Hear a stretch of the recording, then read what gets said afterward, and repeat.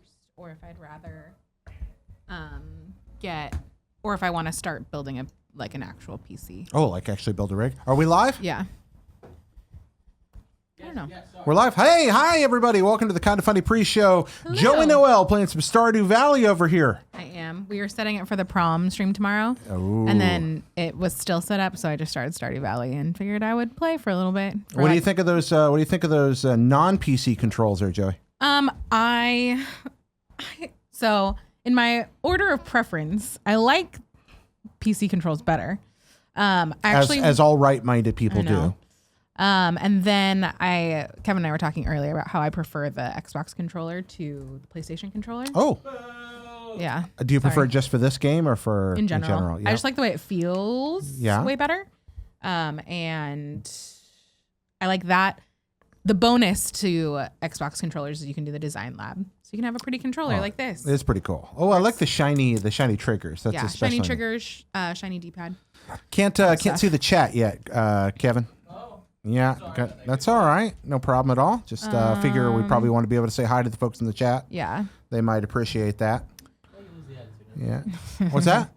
Yeah, I'll tell you. Losing the attitude. Uh-huh. So yeah, that's what we're doing. Well, what do we got here? Hey, let's see. Have you seen Takashi 69's Gumo? No, I have not. I have not seen that. That was a real question. I was just making fun of it. Sorry. What's that? Have you seen Takashi? Sorry. Yeah, I lost it. Sorry, I was there for a second. Right here. Takashi Mike's The Happiness of... No, this... no, it's Takashi Miike's. No, that's one I haven't seen. No, Miike's... he's a Japanese director who's made some really cool stuff. Shin Godzilla is rad. Let's see. Seven Samurai, rad. We got all kinds of stuff going on here. Yeah, Offset Sticks for Life. I love them. Yeah, the Offset Sticks are fun. I think given the two, I usually prefer the PlayStation controller still, but yeah, I switch off a lot. I have both, and I use them both quite a bit. I never turn on my Xbox pretty much ever. So I don't ever play anything on Xbox. How are you ever going to play Rare Replay if you don't turn your Xbox on? I have it. Well, no.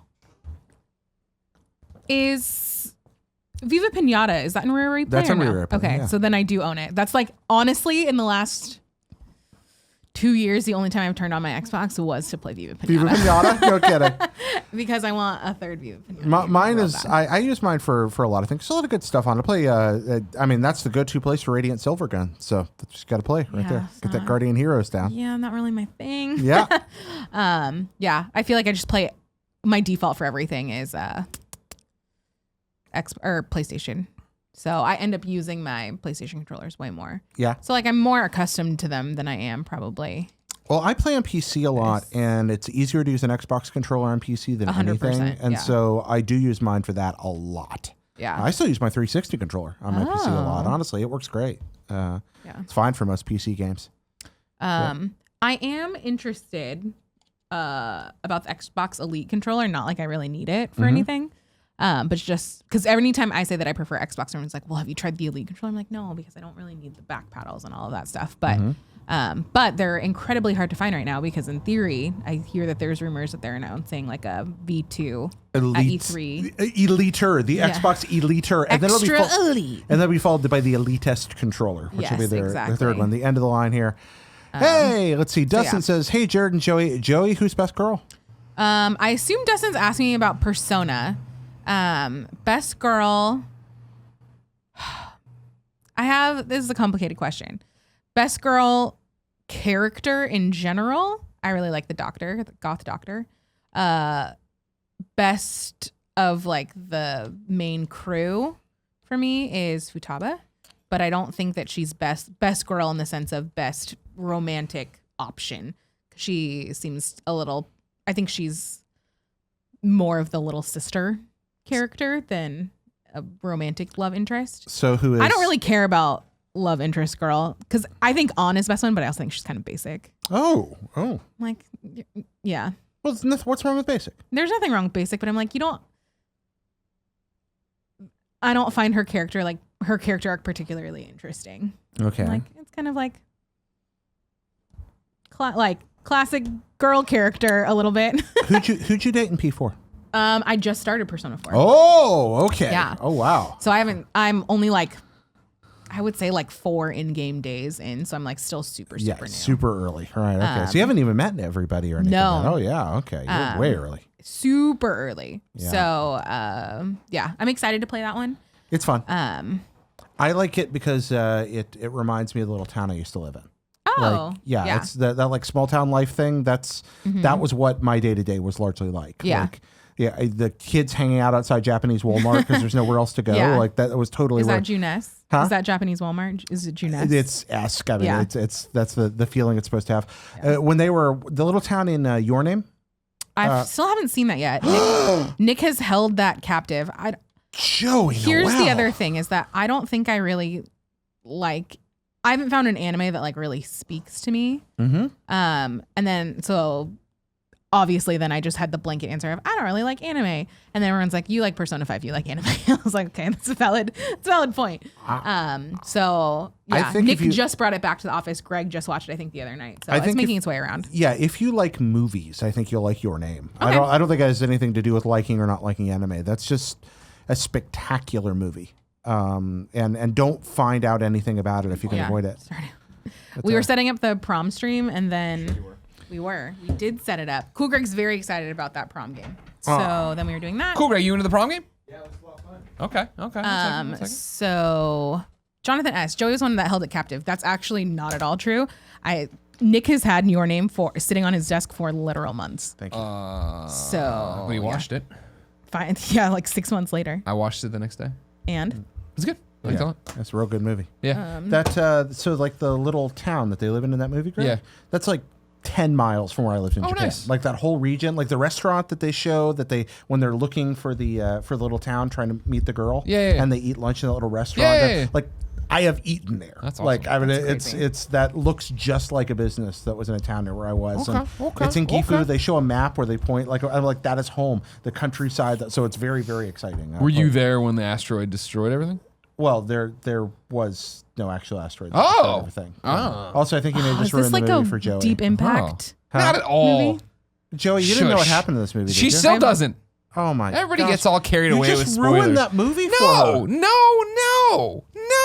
I mean, I don't realistically I'm never gonna watch it. People always act like, oh, you said this one vague fact about a movie. You said, is that what Is the that- asteroid destroyed everything? Yeah. Okay, so There's an extinction level event. It's called Deep Impact. I don't like. Okay, so now I'm really interested in this Oh, movie. that's what I'm telling you. But now when you don't know that's coming, it's so much better. I don't really care.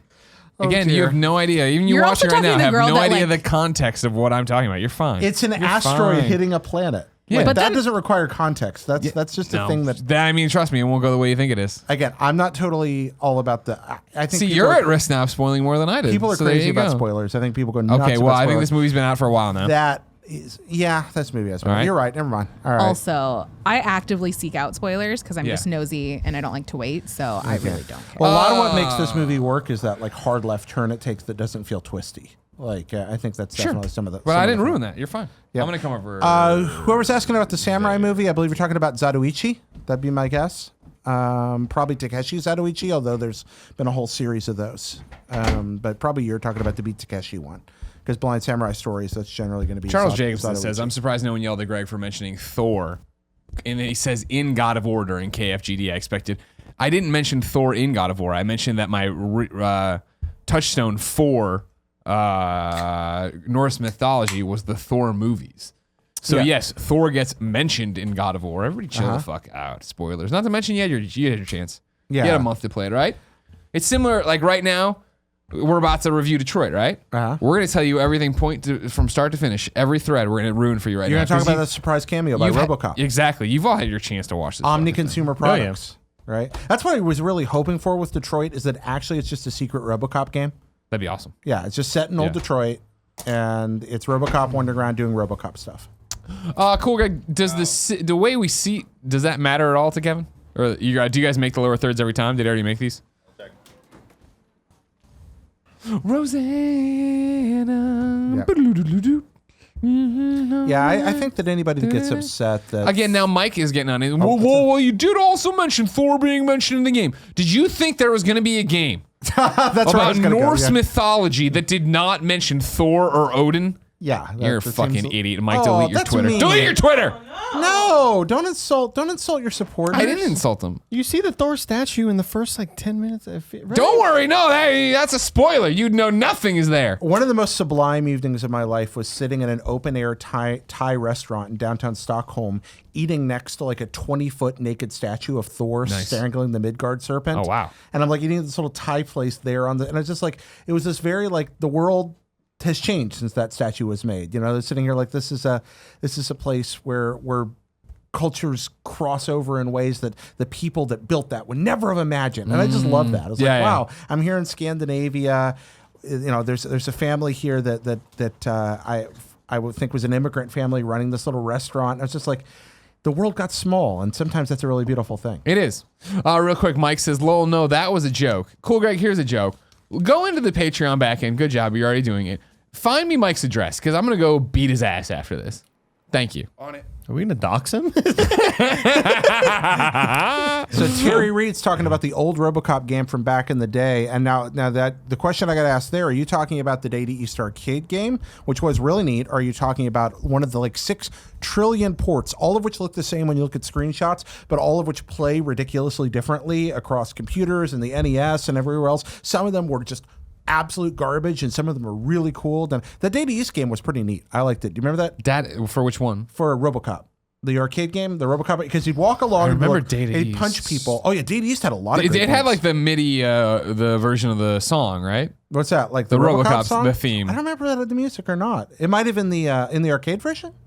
That's what I'm trying to remember. Probably The did. RoboCop game I'm thinking of definitely had. I mean, it must have been a console. It must have been a home console. Well, they were all side scrollers, and Hi, they Brady. all looked the same, but they all played very, very differently than one another, depending on which one you had. Because sometimes RoboCop would just punch things with bad hit detection. Yeah. Sometimes he was blowing stuff away. But the arcade game, you walked along, and then the gun came out of your leg halfway through the level, and then you killed ED-209 at the end of pretty much every stage.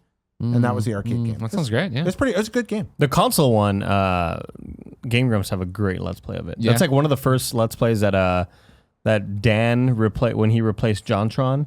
You're telling me. Yeah, long time ago. Somebody said Andy hasn't said a word yet. Now, granted, the only thing I was going to add to this conversation was that it had this. Detroit does have a cameo from Will Smith in iRobot. Ha ha ha ha! Daddy loves you. Daddy loves you. Woo! Now Mike's giving me his address. He lives in Winfield. You can meet at Baroni's or my home. What a weird Portillo's. Your turn of choice. events. Fine, that's fine. Weird turn And then of up there, events. another Mike says it's unfortunate being named Mike as well. Then the big eyes. I'll let you know, second Mike. Cool, Greg's getting your address. We're gonna come beat your ass after we beat this Mike's ass. Yeah. All right. Would you Traveling across some. Spending all the Patreon money. It's a weird Going to- travel budget. just travel around That was one of my favorite parts of Jay and Silent Bob Strike Back. with the road trip? When they get their money and they use it just to go don't beat the shit remember out of Yeah. How many people want to kick some? I They just saw go the after movie everyone in for theaters. movie It's poop weird. shoot. Yeah. How's Like- that weird? It's like because I don't think I ever saw it again after that. Oh, it's yeah. weird, You just nailed it. When, you know, Ben when you- Affleck in his finest role. Yeah. yeah. When they just fucking pitch a perfect game, you get to go out there. Ben Affleck is Holden McNeil. Ben Affleck is Ben Affleck. That's right. And they've got the. You don't like this one? Don't like this You one. got a chance to get another one. We haven't started yet. Yeah, it's That fine. movie has some moments. The Good Will Hunting 2. Lemon Is face. pretty Lion spe- face. Lemon Yeah, face. that's pretty spectacular. Yeah. That was good. That was What good. I was just remember Mark Hamill popping out in the end. Yeah. Yeah. Cock Knocker, I Yeah. believe is Yeah. his character's name. Not again when he gets his hand cut off. I Yeah. believe they had to they stopped because he pops up and they stop and they put, "Hey kids, it's Mark Hamill," and then they'll applause because in like test screenings, no one understood that was Mark Hamill. So like, the Oh. joke Wait, of he him did getting have like a his hand- mask on. Yeah, and he looked stuff, like him. He looked like more like his character Trickster or whatever from Trickster. Flash. Yeah. Yeah, So, yeah. oh man, you're evoking Trickster. Wow. Well, he's Flash. I'm sorry, Mark Hamill's been back on the Flash now as the original Trickster That's and there's right. new Trickster and stuff. That's rad. Fucking the internet, you know. Were you a fan of the old Flash TV show, like the one that was on for like one season? Yeah, I back in watched the it, but 90s? the reason what killed the original Flash TV shows, you remember, was The Simpsons. Like The Simpsons, it went up against that on Sunday night. So Yeah. I was always watching The Simpsons, and I would come over, watch a bit of The Flash. If I remember correctly, at the time that was made, that was the most expensive television program per episode ever produced. Huh. And then they put it up against The Simpsons. Oh, So okay, that was a killing it bad move. instantly. That was a bad move. Yeah, it's like, hey, like, it's probably awful, but I watched it religiously as a kid. I haven't gone back to it. Similar to Dinosaurs. Remember the ABC show Dinosaurs? We were just Oh, talking I about don't this. like that show. Yeah. Somebody photoshopped Kevin as the baby. Yeah, I saw that Yeah, one too. that's pretty great. But the thing about Dinosaurs was it was a ratings juggernaut. People loved it. It just cost so much to make that they had to cancel it. Yeah. They were like, it's performing, but we can't do this anymore. I was okay with that. Dinosaurs was the meanest show I've watched. I had watched up to the point that like Always Sunny came on. I can't watch Dinosaurs or Always Sunny for the same reason. They didn't They're like just- Earl. They didn't like they're Earl. just too cruel. Yeah. And I was just like, I don't want to spend any time with any of you people. And it's also like not historically accurate to dinosaurs. There's that too. Like, Yeah, that's true. That's true. Quit painting them in this light. You know what I mean? I don't want you dinosaur apologists coming out here trying to get my sympathy. Have you These ever gone fucking down to reptiles? You guys ever gone down to Cabazon to the dinosaur, like the Pee Wee dinosaurs that are down there? No. So the dinosaurs from Pee Wee's Big Adventure are still there in Cabazon. You can go down and crawl around inside them. And it's pretty awesome. But a I few love years getting inside ago, dinosaurs. what's that? I love getting inside dinosaurs. Well, you can get inside those telling me. dinosaurs. Andy's always telling me how he's getting up in guts, and I'm like, yeah, dinosaurs. Jesus Christ. Cool, you ever hear that? That's what the people say in the streets now here. Yeah, Getting up in them God. guts. I heard Yeah. Kevin say it once and it just really gross me God, out. Kevin, you get too much visualization happening. Ah, damn. Anyways, Pee-wee's dinosaurs. Oh no, they're still down there. But a few years ago, like a creationist group bought it, so now it's a creation museum. So what they've done is they kept all the dinosaurs, no. and they're all still there. Yeah. But then they've just scattered like They like wrote lies on everyone's no, chest. they've just scattered like lawn furniture, like mammals and people around with them, little concrete. So like you'll be walking through a bunch of dinosaurs, and then there's like you would buy outside a gas station like sheep sitting there with them, and then like a caveman off someplace in the corner, and then more dinosaurs. It is the most surreal thing. I don't know why I thought you were talking about the tar pit dinosaurs from Last Action Hero. Oh no, the La Brea dinosaurs? No, that's I've seen different. them. I've been down there. Yeah, Scott and Cindy took me around there. I walked around there. They still have the tar and all that? Oh yeah, tar. Whoa. You can't get rid of it, man. yeah. What? They're kind of stuck with that tar. That's nature. Oh, man. You can't take it anywhere? No, can't take it with you. There's a play based on I've it. heard about that. Yeah, you can't take it with you. Ah. We're gonna go see Solo tonight. You excited?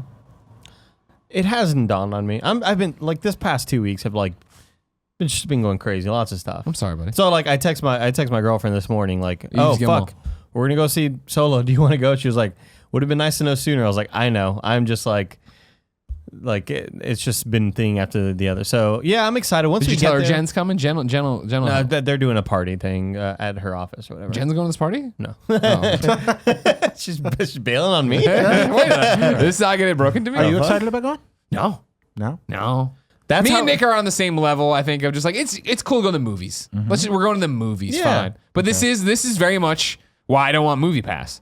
It's because I'll be dragged to fucking movies I don't care about. Yeah, You should- I oh don't my get- God. I don't- But I feel like me not having, I'm not like, I just like me being flatline on this. I think puts me in a great spot in back to like Rogue One, where I was like, I don't know anything about this fucking. Maybe I'm gonna come on and be like, that was so much fun. I'm glad I went and saw it. You should have seen us on the way to the Deadpool movie. Yeah. Like, again, another week that was just like really tiring and exhausting. Yeah, it's and been- then we've been having and a lot then of we're weeks here. in the car and we're in, and like nobody's talking and we're just all quiet. It's me, Joey, Kevin, Nick, and we're just like, fuck, man, I just don't really want to see this movie right now. But once we got there, you know, we get in the mood, get some popcorn, Get some yeah. popcorn. But I was like, we were just like, I just want to take a nap so bad right now. Yeah, that's the biggest thing is I'm just exhausted. Been going home this week, get home, and I feel like with we're gonna talk about Detroit, obviously.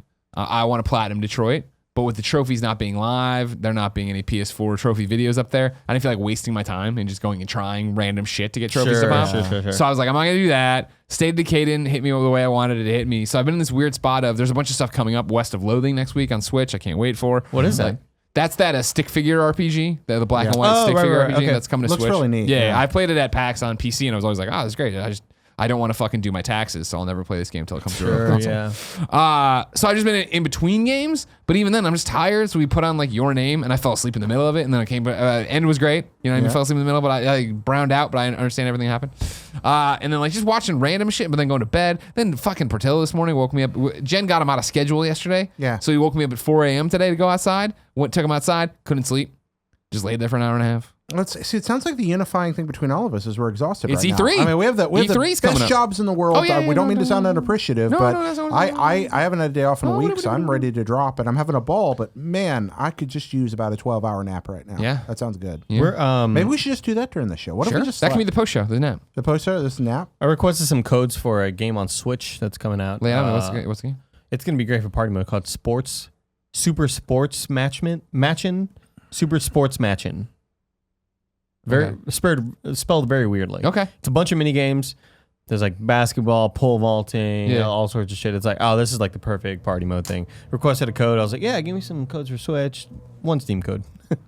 Perfect. That's what we wanted. Thanks, guys. Yeah. So I got a bunch of. You remember the guy who hooked us up with Trailblazers or whatever?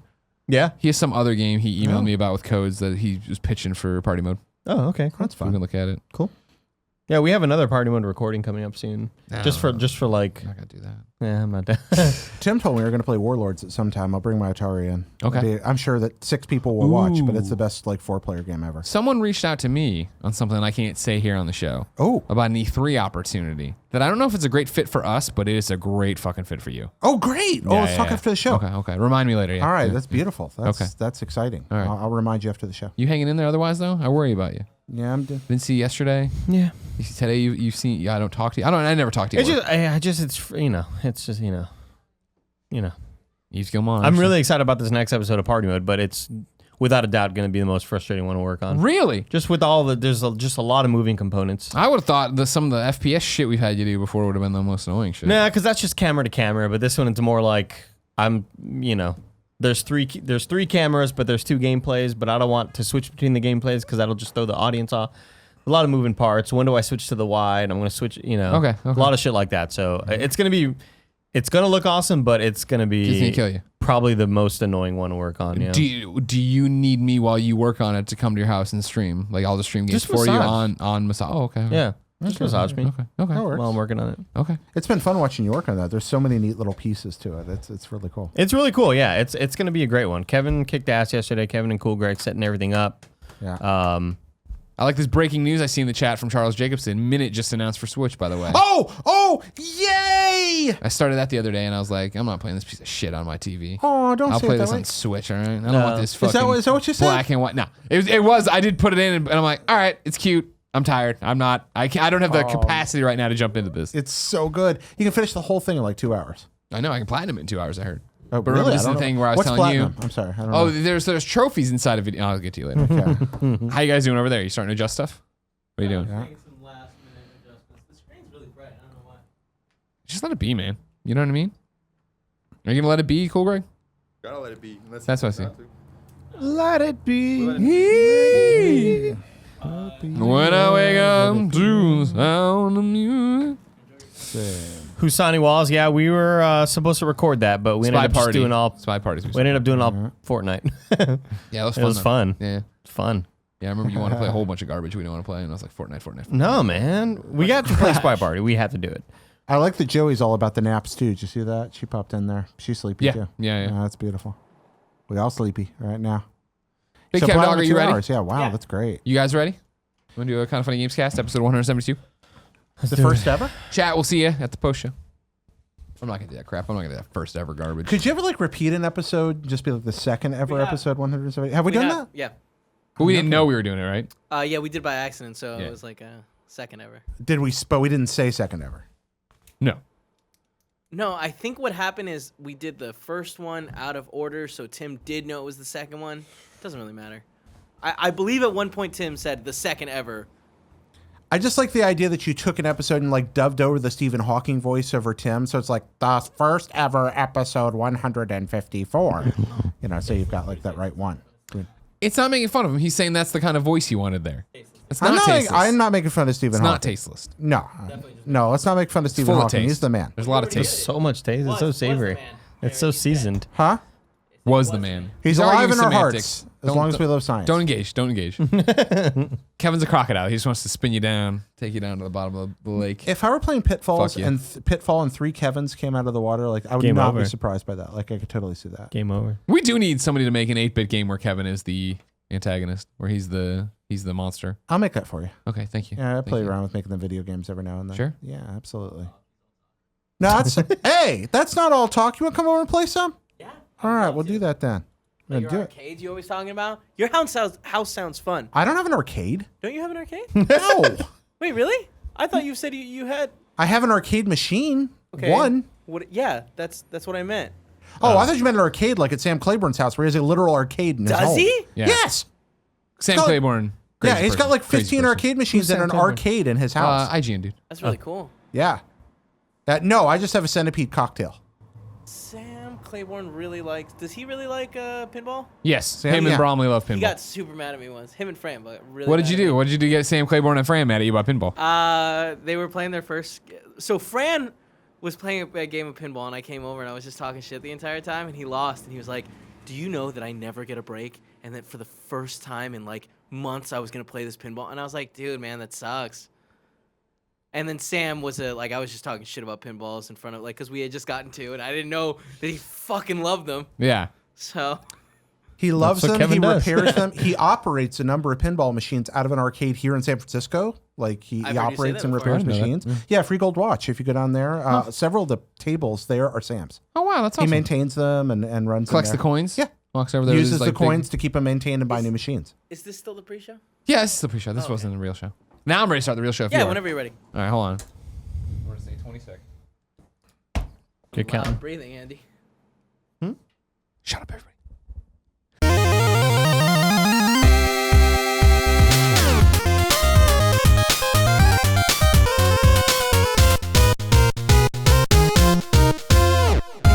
What's up, everybody? Welcome to the Kind of Funny Gamescast, episode 172. I'm one of your hosts, Greg Miller, alongside the Hispanic heartthrob, Andy Cortez. Yeah, great to be here. I like this Greg. members only jacket. Yeah, man. Come join. I can. It's members only. I'm Fuck, not one of no, the you members. can't. You know what I Oh mean? wait, does it on unbutton? I think it does. Now, over there groping you right now, of course, is don't break the jacket. I don't want to break The jacket. Reverend Jared Yes, Petty. okay. The Reverend Jared Petty. Hey, Doki Doki, what's up? So now, run me through the history of the members only jacket, because I feel like if you remember in Shallow Hal, there was a joke, a barb thrown out because Jason Alexander's character was wearing a members only jacket. To which Gwyneth Paltrow said, "What are you, like the last member?" Yeah. And I was like, ha ha ha. But now Yeah. are they back? Are they back? You're a hip guy. I have no idea if they were back. The only reason why I like them is I saw. Well, obviously it's sort of an evolution of the bomber that I used Sure, to wear, but sure. they're not cheap and shitty and they don't break. Oh. As like the pockets don't tear as easily. They're much higher quality. Now, granted, they're like twice the cost, but Sure. I'm fine paying for quality. Yeah.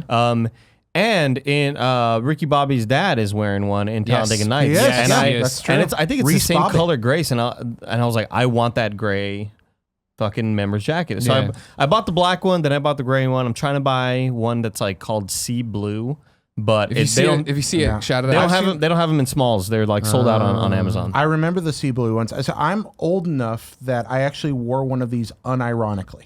Yeah. Like back when they were still new and relevant. And mine was actually about the same Well, that's color my as thing, yours. right? We've come around, is what I'm Yeah. saying. Well, so, no, they started off being popular. Then Yeah. there's the Shallow Hal joke because they're not popular, but now they're popular. Have we come around? I don't know, but Andy, I we wear have. them. Andy, you are one of the coolest people I know. On Reese terms Bobby of looks. wore it. Yeah, So I I don't know. know. Well, yeah. Reese Poppy, the guy keeps a cougar in his car. He knows what's up. Yeah, I just bought it because I wanted a higher quality, better version of the other jackets I'd been buying, and a lot of people seem to like them whenever I'm wearing them on these podcasts. Hey, Sure. where'd you get that jacket? So Amazon.com. maybe it's no longer sort of frowned upon or whatever. Sure, I don't. okay. Yeah, I think it's don't know. rad. I don't really care. How are we evoking Shallow Hal? It's just what came to mind about the members only jacket because it was such a great burn. And for I her. remember Such that. a great burn. I remember that. So what are you, like the last member? I Yeah. need a tail. It's a good joke. Yeah. It's Oh, a yeah. good joke. But I'd forgotten that movie even happened. Oh, till now. really? Like, that's amazing. I feel like Shallow Hal's one of those ones that there was a good few years where it was always on Comedy Central or TBS or something. So I've just seen it like not start to finish a million times, Yeah. but where you just drop into a middle portion. You're like, oh, here comes Tony Robbins. one of those movies where the rights wasn't that expensive, so Yeah. some network bought it and And just God, ran it all the time. I feel like when I support Jack Black, I'm supporting Tim Schafer. Oh, And as okay. long as I'm taking care of big Tim Schafer, I'm happy. That's wise. There was a solid 2 years where on Stars and Showtime, Sure. nonstop, like Rush Hour, Shanghai Nights, like I was all about it. Yeah, I was like, yeah, HBO, sure, it's more expensive, but they don't have all these buddy cop movies that are really hot and popping right now. I was all about the Rush Hours, Shanghai Noon, Shanghai Nights. Sure. There was a few others that I don't remember. Sure. And well, Rush Hour 2, 3. sure, yeah. Dang, he ain't gonna be in Rush Hour 2? Blue Streak. Blue Streak was on HBO. Blue Streak was Ooh, yeah. HBO. Martin Lawrence. Remember that? Totally. Luke Wilson. Okay, yeah. I Blue- still have Stars through Amazon. Oh yeah. Like, yeah, I went and grabbed it, and I still like having it. I watch a lot of movies. I don't watch that much TV, but I watch a lot of movies. Sure. And Stars is good for that, like mid-level, just like, hey, I kind of want to watch a movie at 11 before I go to sleep and watch half of it and then go to bed. And Stars is great for that. Blue Streak was known for Martin Lawrence saying, "Believe that."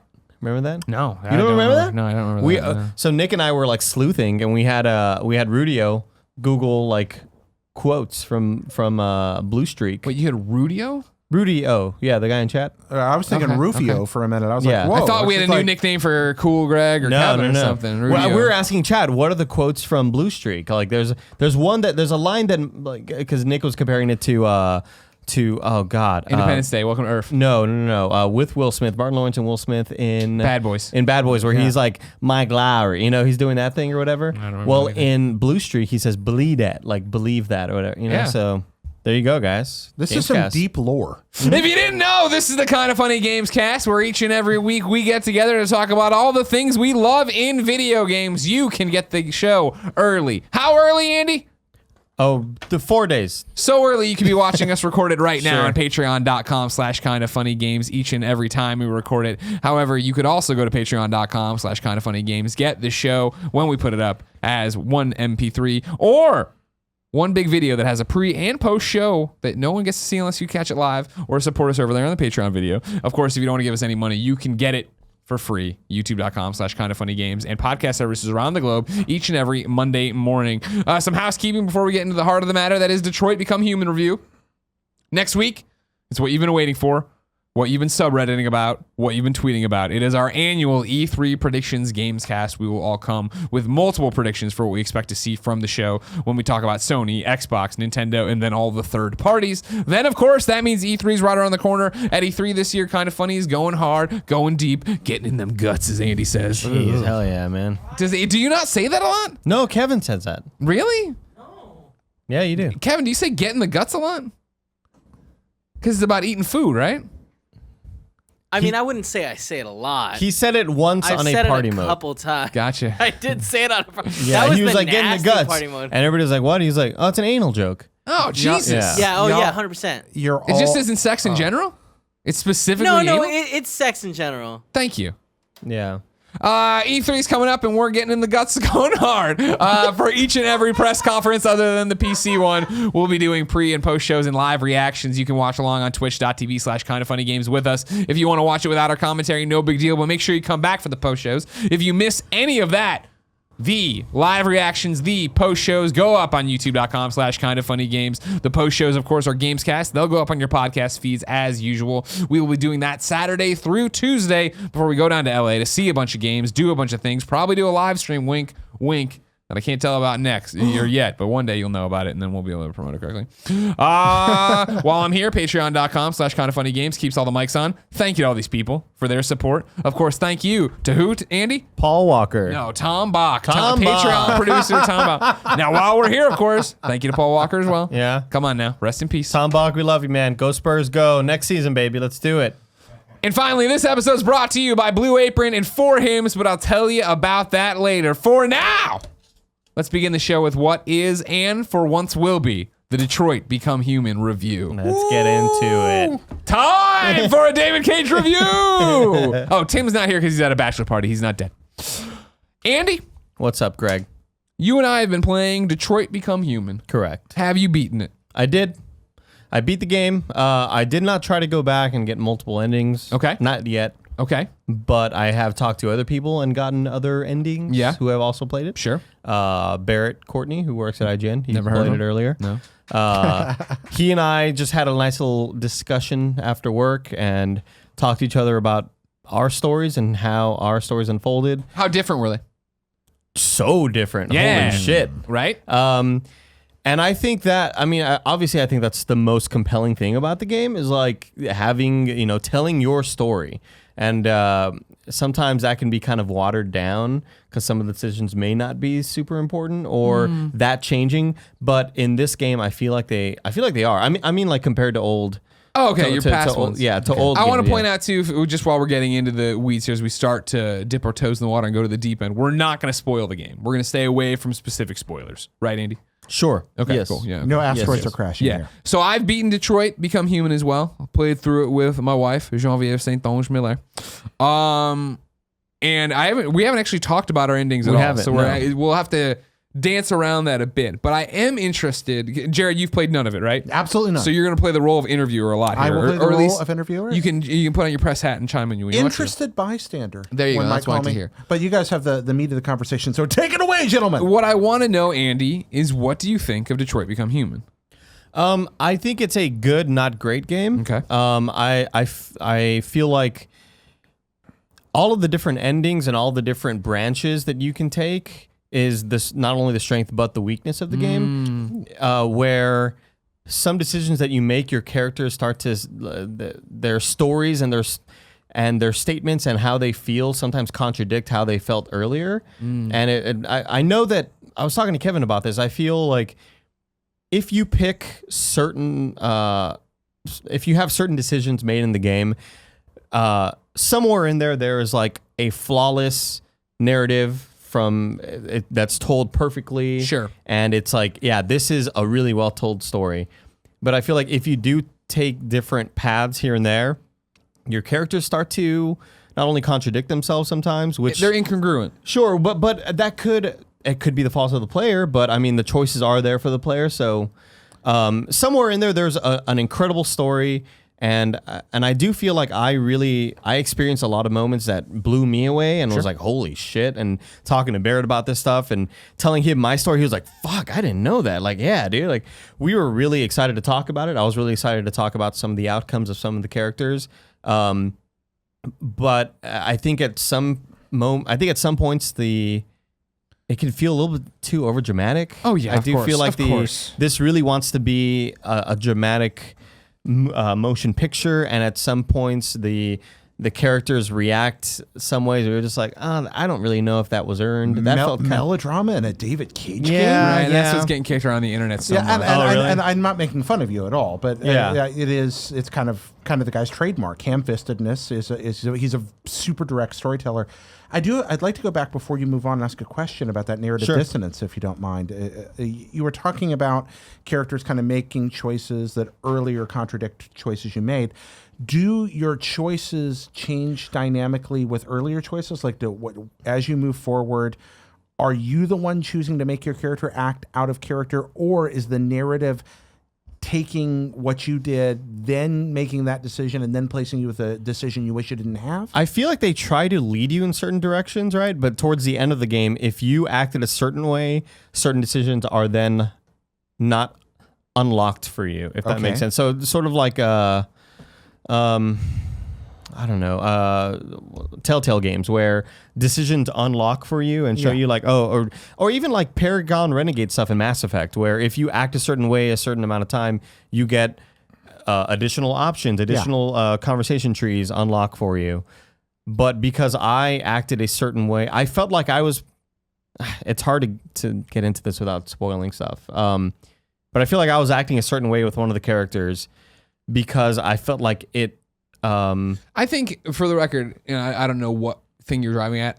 I'm not saying we can't say any specifics. I think I'm looking at the camera if you're an audio listener. I don't know how many people are coming in this sight unseen. I think what we knew from preview material can be used going forward, right? Where Kara, I think we already knew was going to, because I pitched this all in the Games Daily Show based on like trailers, right? Kara was the android with the girl. It seemed like that would be motivation for her to leave and try, because the whole thing is about them breaking out and becoming human, right? Or are they going to become human? Connor is the cop. He wants to be the cop robot. Great. And then Marcus is the one that they've shown through trying to lead this robot revolution kind of thing. And correct. Fight for androids. And for me, the story, because I don't want to handicap you, or that's not even a PC term anymore. I don't want to take you out right now before you get going and then have it go to me and me talk about like what Marcus means, because like Marcus for me is the weakest thing, because his story I think gets so fantastical and makes so many quantum leaps of like, how the fuck, okay, that's what's happening, all right. And to clarify, there's 3 main storylines. There are 3, right? yeah. That's okay. Yeah. And so Marcus is one of those 3 main areas you travel through. Yeah. And you know, of course, as you go through the game, the storylines do sort of mix up with each other. But for Connor, who's the cop, I felt like I was making decisions that would best tell the story of the game rather than sort of curate this experience that. So you think you were trying to, you were playing Connor to get what you thought the most would, to try to get the most out of the game, not necessarily what you wanted. Exactly. To do. Yeah. Gotcha. And it did kind of screw me in the end because I ended up with a Connor that I didn't really want, where I got too deep into a certain side of the character that I didn't really want him to be, you know? Interesting. And I thought it fed the story better early on. Connor's somebody who's becoming conflicted, you know? He's a cop and he's still a robot, but he also he abides by the law and he wants to... Wait a minute. It's in Detroit. Yep. And he's a robot cop? Yeah. Yes. That's right. He really is RoboCop. He has a gun in his leg too. That's what I'm just kidding. He doesn't. I got so excited for a minute. Yeah, so he... I want Telltale's RoboCop so bad. He tries... obviously, he's like he's all for the law, and he's like, if you fuck up, I don't care who you are. I don't care if you're a robot. I'm gonna stop you. That's what I was made to do. Yeah, I'm programmed to enforce I am the law. programmed to enforce the law. But you start seeing some conflict there, where he starts feeling a certain way, and the game is sort of wants you to break those restraints, but You didn't want to? I chose to kind of lead it on for as long as possible before I eventually did. Oh wow, interesting. And by the time I wanted to, it was too late. Like my character Well, you had. did that to yourself. You can't blame the game for that. Sure, I mean, for me, I thought I just felt like things were changing too quickly. I felt like his opinions on things were changing way too quickly and way too dramatically. Where I was like, man, like That's fair. That's fair. That just seems like that's out of character. yes, exactly.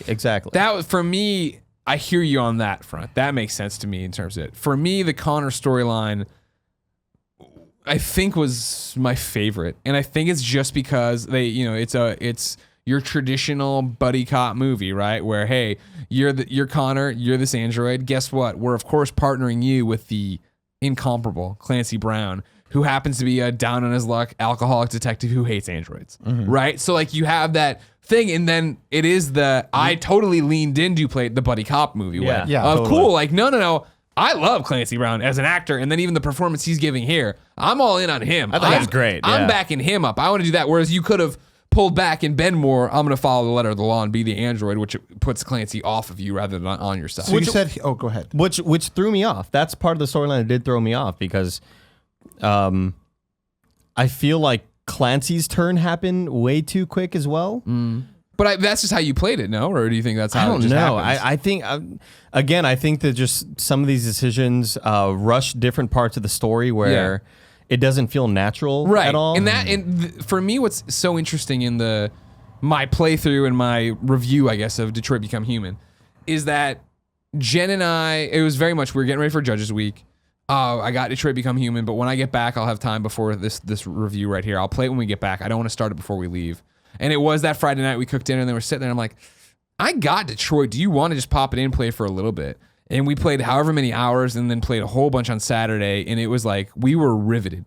It was like, wow, this is so interesting and so well done. And the characters and their motivations and the people they're interacting with, their families or whatever you want to call it, their, employers or owners. Yeah. This is all really, really great. And there's a pivot point where Saturday night we stopped playing and we went out to dinner, and in the car, there was this great moment that I think I'll always remember when I think of Detroit, of us sitting in the back of this Uber just silently, both of us looking out different windows.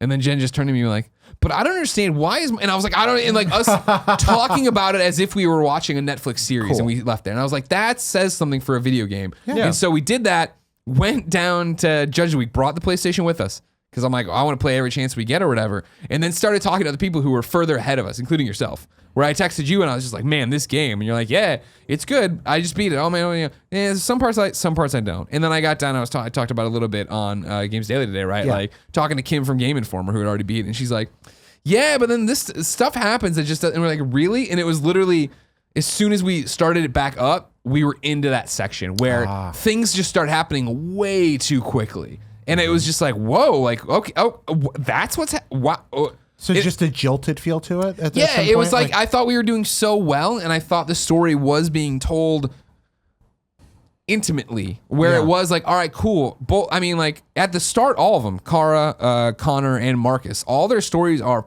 so tight and so small, and like it's this small circle, and let's see how we go from there.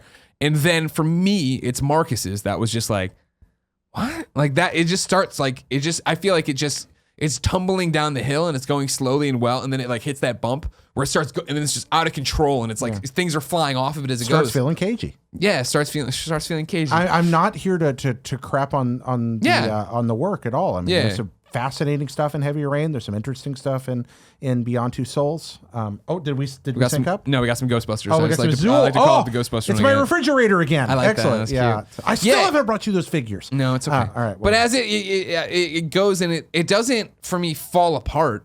It just goes for me like, holy shit, I can't believe we're doing this. Like, okay, cool. Same here. Yeah. Yeah. Like I want to make sure that I put up a tweet at an embargo, right? Of just like I loved it for a long time, and then it was like, oh, okay, I like this. I'm enjoying this. I recommend you play this game if narrative games are your thing. Okay, you're scaring me here, though. Okay. So this is all great. Yeah. Everything I hear, but there's something very frightening you just said. So here's my challenge to both of you. I was very interested until you got to, and then it gets jolted there toward the end.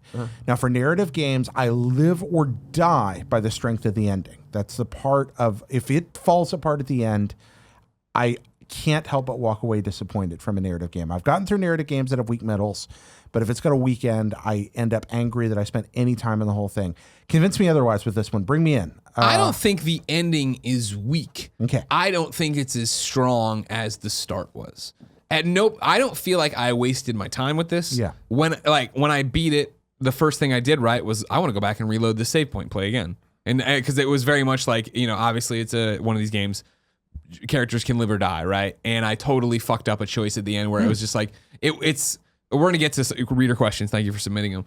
But I fucked up a button combination that wasn't fast or anything like that. There's no part of this game that's like in Heavy Rain when you have to drive into oncoming traffic. But it was just like I screwed up a button combination. I should have held something longer than I did, and it killed this person. And I was like, fuck. I went back and replayed that, and then while I was there, I was like, well, I'll make a whole bunch of other choices, and I did different. And I got to a different ending and had a great time.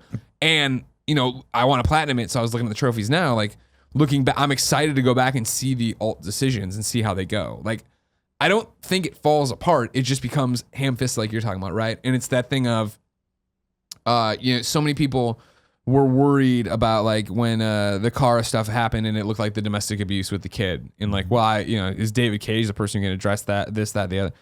That I thought was fine, right? You get to the end, and it is, I mean, again, this is Detroit Become Human. We already talked about Marcus leading a revolution. There are the choices of like, how do you want to address this or that, and what do you want to say to the androids or to the humans? And it is like, I have a dream, or like, what I mean? Like, it's beating you over the head with that stuff. Yeah. And that was when it was like, there's a lot of stuff that's really on the nose of like,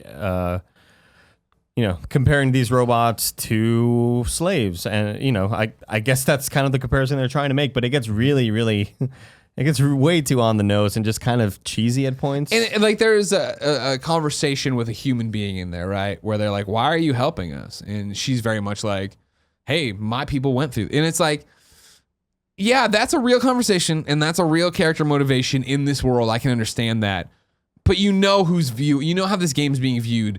You could have not said that. I think I can get through, why are you doing this? Because it's the right thing to do. You know what I mean? Like, that's enough, I think. Well, yeah, allegory is hard to pull off anyway. I think about something like District 9, which I really enjoyed. Did you guys like that? I like District 9. Not many people, I think, were willing to rush out to a theater to watch a movie about the plight of refugee camps. But they'll watch a science fiction movie about aliens and the plight of refugee and camps. guns. and it does manage to do that kind of old Twilight Zone thing where he would sneak social themes and current issues into science fiction, and people could look at it and go, oh, yeah, that's right. Yeah. When you do it right, it's great. When it comes off hammy. And that's the thing is I don't think it's as bad. I've seen the screen, right before we're doing this, there's some screenshots going around from a review of like the I Have a Dream thing up there, and like people really just fucking beating it into the ground of like, what the fuck? And it's like, I didn't think it was that egregious. It is on the nose. It is very much, oh, okay, we're not even going to joke around, or not even, you're not even going to hint at what it is. You're going to tell me what it is. You're going to tell, rather than show me, you're going to tell me, which is never what you want, right? You want to show, don't tell. I want to come away with those ideas of my own. Have you seen The Postman, the Kevin Costner post-apocalyptic thing? No. Have you seen it? Oh, Kevin's talking about The Postman. Kevin from the Weeds likes it. So yeah, there's that. I can't there's a scene in that I was going to ask about and make a comparison. I can't because you haven't seen it. So we'll move Right. on from I don't know that. if I'm. I mean, some of the ending, we were talking about the endings, whether we liked some of the endings or not. A few of the endings that I got in my playthrough, actually mainly for just one character, that I was retelling the story to Barrett about, my roommate about, retelling what happened with this character because he told me what happened with his, and telling him I got goosebumps. I got kind of like, this is sort of like teary-eyed almost, but not really. Like one of the endings that I got just blew me away, and I thought it was so well done. But in my opinion, that doesn't really make up for some of the other how we got there. Oh, and some, 100%. Yeah, I don't know. I do think I agree with you, Greg. I think like you have to play this game. I at the end of the day still really enjoyed it, but I do think that it is a very imperfect game. How long is it? In terms of time, how long? That's a great question. It's really hard for me to tell. I'd say like maybe around 10 hours. Yeah, that sounds about right. I feel like I'm trying to think of how I broke it up, right? With Saturday or a little bit Friday, a lot Saturday, a little bit on Sunday, and then I think it came back and it was like just one more sitting. So like, Okay, so that's long for a narrative game. yeah, but it's. I mean, it goes too fast, if anything, and that's the thing. And I enjoyed the scenes. I enjoyed the breakout. I think the interface on the game is brilliant in terms of, hey, you know, think about Heavy Rain, right? You'd finish it, and then you'd get somebody's face as a loading screen while trophies popped. And you were like, oh man, I wonder how different that scene could have gone. Yeah. And the fact that they embrace being a game and you end now and you see this tree, this giant like skill tree kind of, but it goes through and it shows your choices connecting to your ending, but it shows all the question mark ones shooting off. Yeah. Do you get like that wonderful, I bring this up since every show, Tactics Ogre ability to go back to those nodes and follow it straight from there instead of playing all the way through? Not from the node. I think you just have to restart the scene. There's checkpoints. There's checkpoints within the scenes. That's still pretty good. Yeah, I'll take so that. that's the thing is like you have this giant tree branching out showing you what you did, where you did. Clearly, like, you know, you asked this question, which had this new path shoot off of it, right? And then even there's things you didn't light up. When you go and you want to jump back in, which I was doing right at the end, it asks you if you want to just do it and not save anything, but it won't affect your tree, or do you want to jump in and save and it'll fill out your tree? So you go in there and then now you have your original playthrough up there, but then you now have the other one in there as well, so you can see what happened there. I really like that. Yeah, That's and I mean, exciting. like, they're huge, and that's why I was like waiting for the trophy list to pop, because it was like, wow, like that's crazy gargantuan. Like I can't visualize playing through each one of these things and not knowing if that's what I need to do. I feel like after every scene, there was a conversation between my girlfriend and I, looking at the web and being like, "Wow, I chose to do this. If I would have done that, look at that shit. Look what that sort of branches off into. I wonder what that could be." So some of the biggest appeal of what both of you are sharing, you just said, Andy, you said with my girlfriend, you said with Jen, both of you played this with people you love side by side. It was, and it's an awesome experience to spend with anybody. Like if it's just a friend of yours or whoever, like it's going to be something that you both watch and you both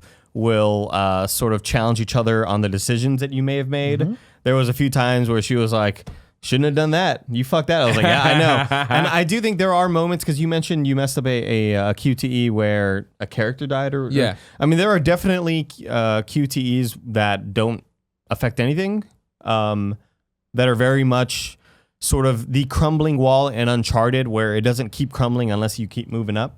That sort of thing. It's all very visual, sort of just to kind of to add adrenaline and you know, to sort of get your blood pumping. But there were a few moments where I'm towards the end of the game and I am really hoping not to fuck up, and I do mess up a QTE, and that didn't change anything. You know, there are moments where you mess up and it's very forgiving of you, or there are moments where, as Greg, you know, mentioned earlier, a character died. I don't think the only reason I had characters die was because I chose not to go back for them. That sort of thing. Oh, interesting. Yeah. Yeah.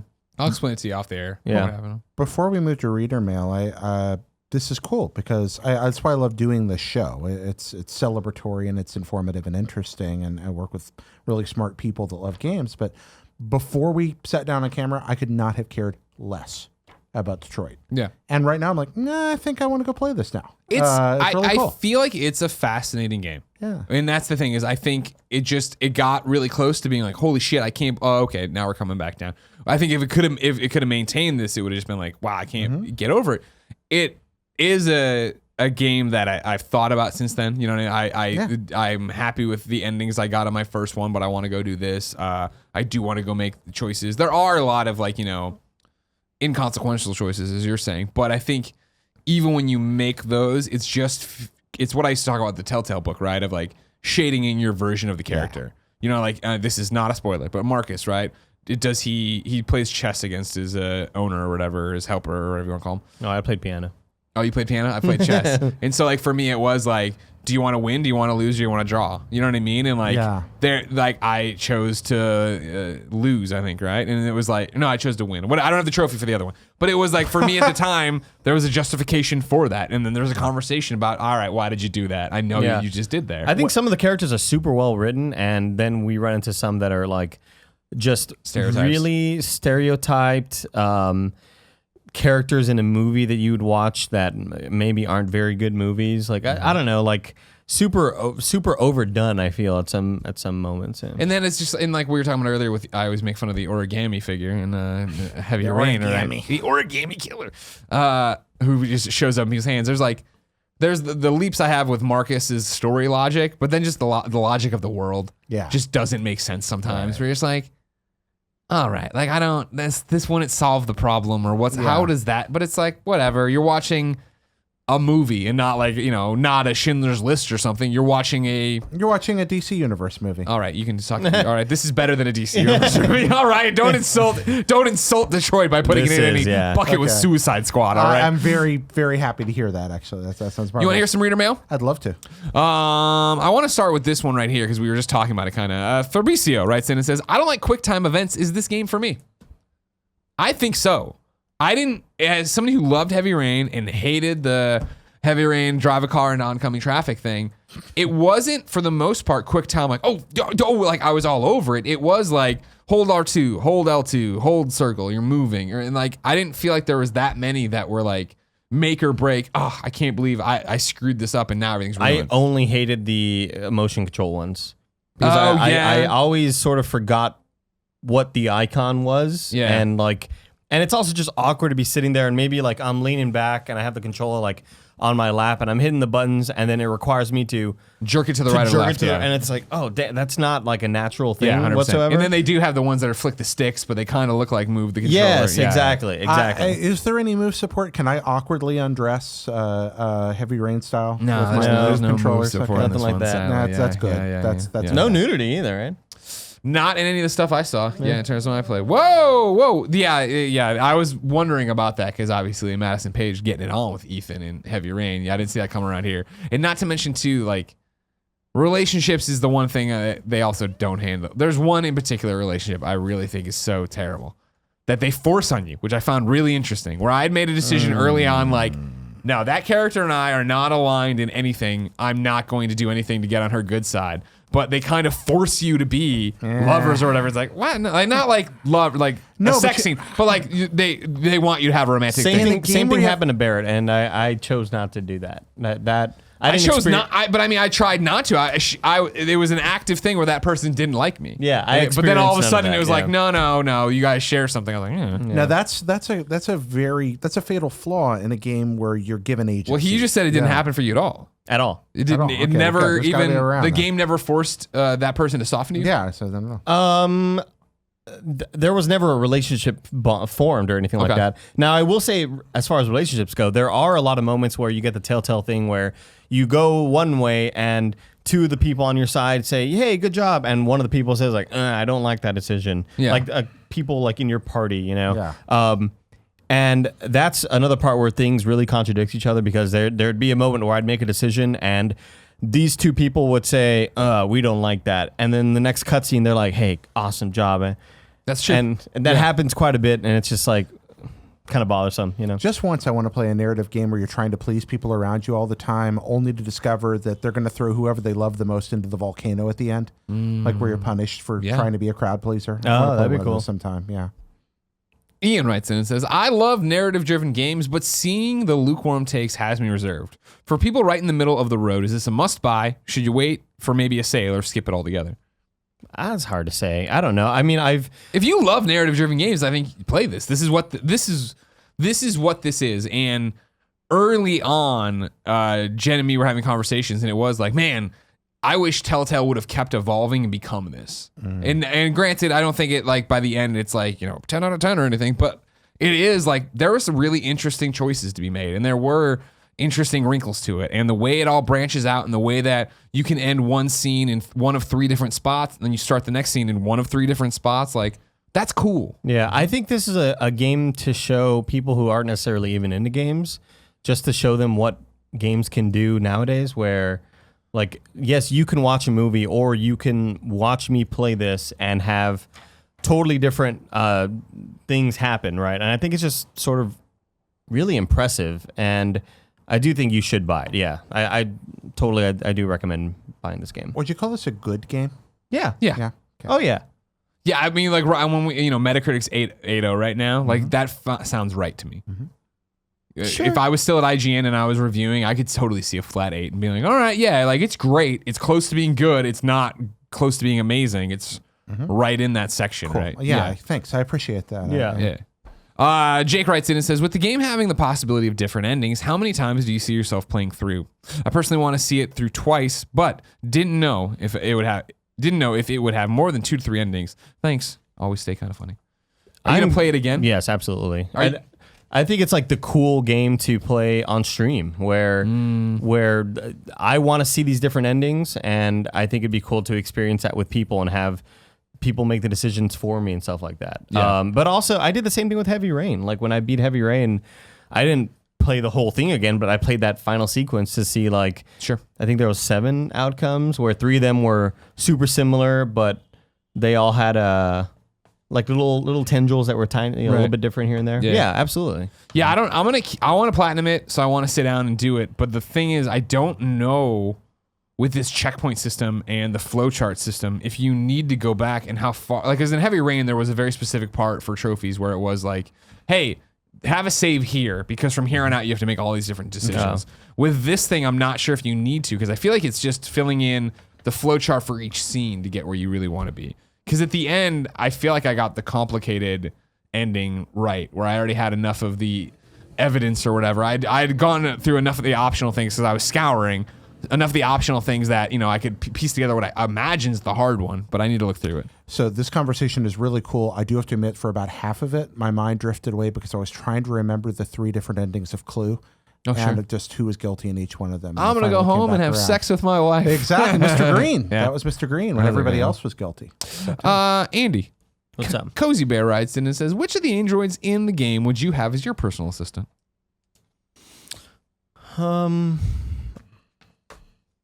Not Connor. Definitely No? not Connor. I liked Connor a lot. No. He's a bro. My Connor was a bro by the end. I'd And say, not like a bro pop collar, but like, hey, you're cool, Connor. I'd say either Connor or I'd say either Marcus or Kara, mostly because they have that sort of like, I don't know, like almost like Loving it. a guardian, like a loving parent sort of vibe. Yeah. Totally. They definitely give off that loving companion. I think Yeah. Marcus being the companion to his person and Kara being the companion to her person, you're both like, man, there's a lot of cool family, human traits. There's a lot of like human. there's a lot of like touching moments between them and Yeah. the people that they're caring for. Yeah. Where Connor, is obviously, he's way more robotic than either of them. Well, I he's feel. like an advanced model, right? He's Yeah. like an experimental model that they put out to try to help do all these Is he crime made things. of liquid metal? I'm not going to ruin that for you. Not all gonna right? ruin it. Not going to ruin that for you. Does he have a visor? Not going to ruin that for you. Ryan writes in and says, does this game deserve to be a Game of the Year contender? I'd say no. My knee-jerk reaction based on playing it, no. I'd say no. Just compared to God of War. We talked about this I mean, last for week. me, I think it's God of War. I think it's Celeste. Like, I think that there's a bunch of games that I could see in it before, just because I think it's good. But I think even great by the IGN scale. But I just don't think it's like. I think it deserves to be somewhere on like the best narrative game, Sure. or whatever. Yeah, but yeah, not. yeah. I don't see it as a Game of the Year just because I think there are far more flaws than there are in the other Game of the Year candidates. Well, I mean, there's this. I don't know if we get so hyperbolic in this industry that we forget that there does exist a space between worth playing. Oh yeah, it's and not this or masterpiece, this. Yeah, where it's just like, no, good, yeah, good. Yeah. yeah. Some flaws, totally enjoyable and fun and interesting. And you'll be done with it like in like if you play it as quickly as we did in a weekend or maybe 2 weekends. It's not this big giant open world game where it's like, if it's bad, I'm gonna lose 40 hours to it. No, you just. This was my thing too, playing through it, and this, even though I know I'm now the guy saying that they did too much too fast. Playing it, I was like, man, I hope this is short. Like I like the story and the choices I'm making. That I think the checkpoints change it, but I would like to go back and play it all the way through again. I think it's just long enough where I don't want to do that multiple times to get all these things. But like in a different world, I just feel like even they could have. Jen and I were talking about it, right? Of no spoilers or anything, but I feel like you could have done Connor and Kara's story and had the Marcus thing happening just in the background of news reports of this, and like it's affecting their lives, what's happening, but I don't need to play through it because that's where they lost me. Maybe even drop me into the Marcus stuff way later when I wouldn't be like, this is a weird thing that we're already here, but okay, cool. Oh, again, that's that old Chris Kohler quote where he said he truly believes that in the heart of every good 20-hour video game is a great 10-hour video game. Yeah. I think there's some truth to that. Hey, Kevin. I forgot. So I'm going to tell you now to make a note. Will you do the thing? Because, of course, PlayStation sent us this game for review. Can you put the FTC thing in the very front and the very back of this video? Yeah. Thanks. So there you go, FTC. Don't come after Aram Jabbar. Don't you dare. Here we go. Simar Beer says better than Heavy Rain. Yes, but there's something about the murder mystery that I just love. I love that true crime shit. Yeah. But I think this game in terms of acting, in terms of character development and stuff like that, I feel like this game is overall far better than Heavy Rain. And that's what gets interesting about it is I agree. I think it's better than Heavy Rain, but I don't remember being as critical of Heavy Rain as I am of this game. But then I guess that Heavy Rain, I didn't have the expectations of it. And maybe I was just blown away by the fact that there are these different endings. And in it was Heavy a Rain. different time. Yeah. You know what I mean? In terms, because the Heavy Rain, I think, was, if not PlayStation 3 Game of the Year that year, it was a contender when we were working on IGN. So without spoiling anything, if you can answer this without doing that, I think about Heavy Rain, and I think one of that wonderful atmosphere, a killer that murders people by drowning them in the rain. That's amazing. It's a great like conceit to build a story around. And then that, I don't know if twist is the right word, but the turn, the revelations that take place in that, they're really startling if you don't know they're coming. Or they were for me. I didn't see it coming. Sure. In Heavy Rain, are there moments as dramatically compelling as that in this? I'd say there are like action-packed dramatic moments that really had my blood pumping. I guess there are a few twists here and there, but I don't remember feeling the same way that I did during Heavy Rain. But Heavy Rain was such a long time ago for me, so here's my thing. It's hard for me to speak to it. And this is me looking back now on Heavy Rain years and years since reviewing it or playing it and review it. Did I? I might have reviewed it. I don't remember. But liking Heavy Rain. You can look it up. We don't have that technology. I wish somebody did. You know what I mean? We don't. Heavy Rain, I felt so many plates were spinning that the story got convoluted for me. Whereas, like you say, oh, he murdered him in the rain, right? And it's like, yeah, I remember him being a murderer. He drowned him. Okay, yeah. And it was just like the reveal of who the killer was there was so ham-fisted, I thought. You know what I mean? It's so weird and so many leaps of logic. It was like, all right, like this one is so much more digestible, which I appreciate.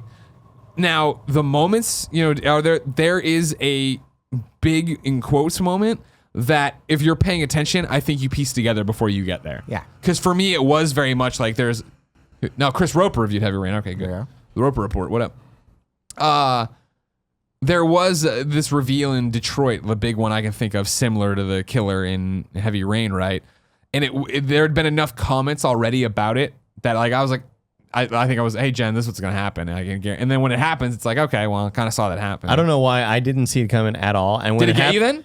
So were you like, oh. Well, when it happened, I was like, I should have suspected something like this was going to happen, but I don't know why I had, and neither did Barrett. We both talked about it. We were like, yeah, did not see it coming. Okay. Neither so of there, us it does did, exist. Okay. And then, but then when we talk about that, and whenever you want to hear about it, that is also just one of the logic things again, though. Just like, wait a second, really? Like, all right. Yeah. Whatever. Like, but it's fun. This is more nonsensical. I think it's than better thought. than Heavy Rain, but I think it also has the benefit of being right now. Okay. Where I'm playing it right now. But I do think overall acting, performances, visuals, the game's beautiful. Yeah. The game's stunningly beautiful. Water effects are awesome. Well, it's also hard to get over the fact that like most of the voice actors in Heavy Rain were not American, but they're trying to speak like an American, and Well, it kind of threw you off a bit. You know? There's a couple news addresses. One from I don't. This isn't a spoiler, but I don't want to say. There's a woman on the TV making a presentation at one point, and we were watching long enough where I'm like, ugh. And Jen's like, what? And I'm like, this woman is clearly French, and she's trying to play the most American. They did the thing. Yeah, just and I was Heavy like, Rain why did. didn't you just cast someone?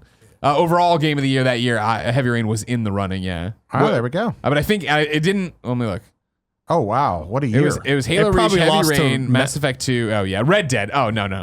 So then but I think it might have won PS3 Game of the Year, but I don't know. Galaxy 2, Mass Effect 2, and Red Dead. All Mass the Effect same 2 is year. my pick. Wow, out of those, really? Oh yeah, Oh man. I remember Galaxy won one. Yeah. yeah.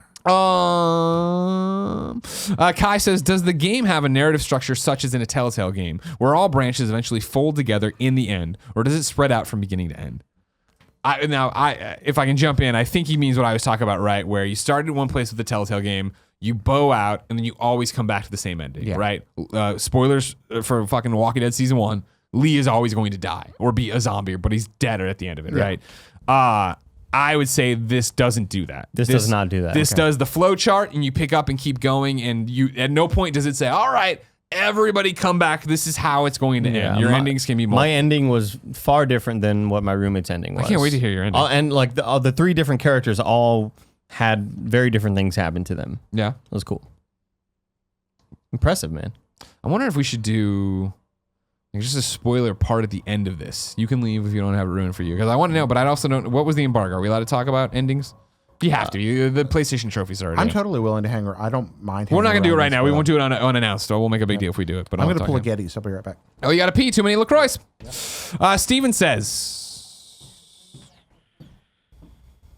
Okay. So he says, Steven says, did you feel like you compared the subject matter and themes to other media tackling similar stuff? For instance, did you think about Westworld or Blade Runner when playing through and go, oh, they handled this better than Westworld or vice versa? No, I didn't really think I mean, obviously, Westworld is on the mind, right? Because Yeah. it's just kind of Yeah. We're watching everybody's it right talking now. about Yeah. it.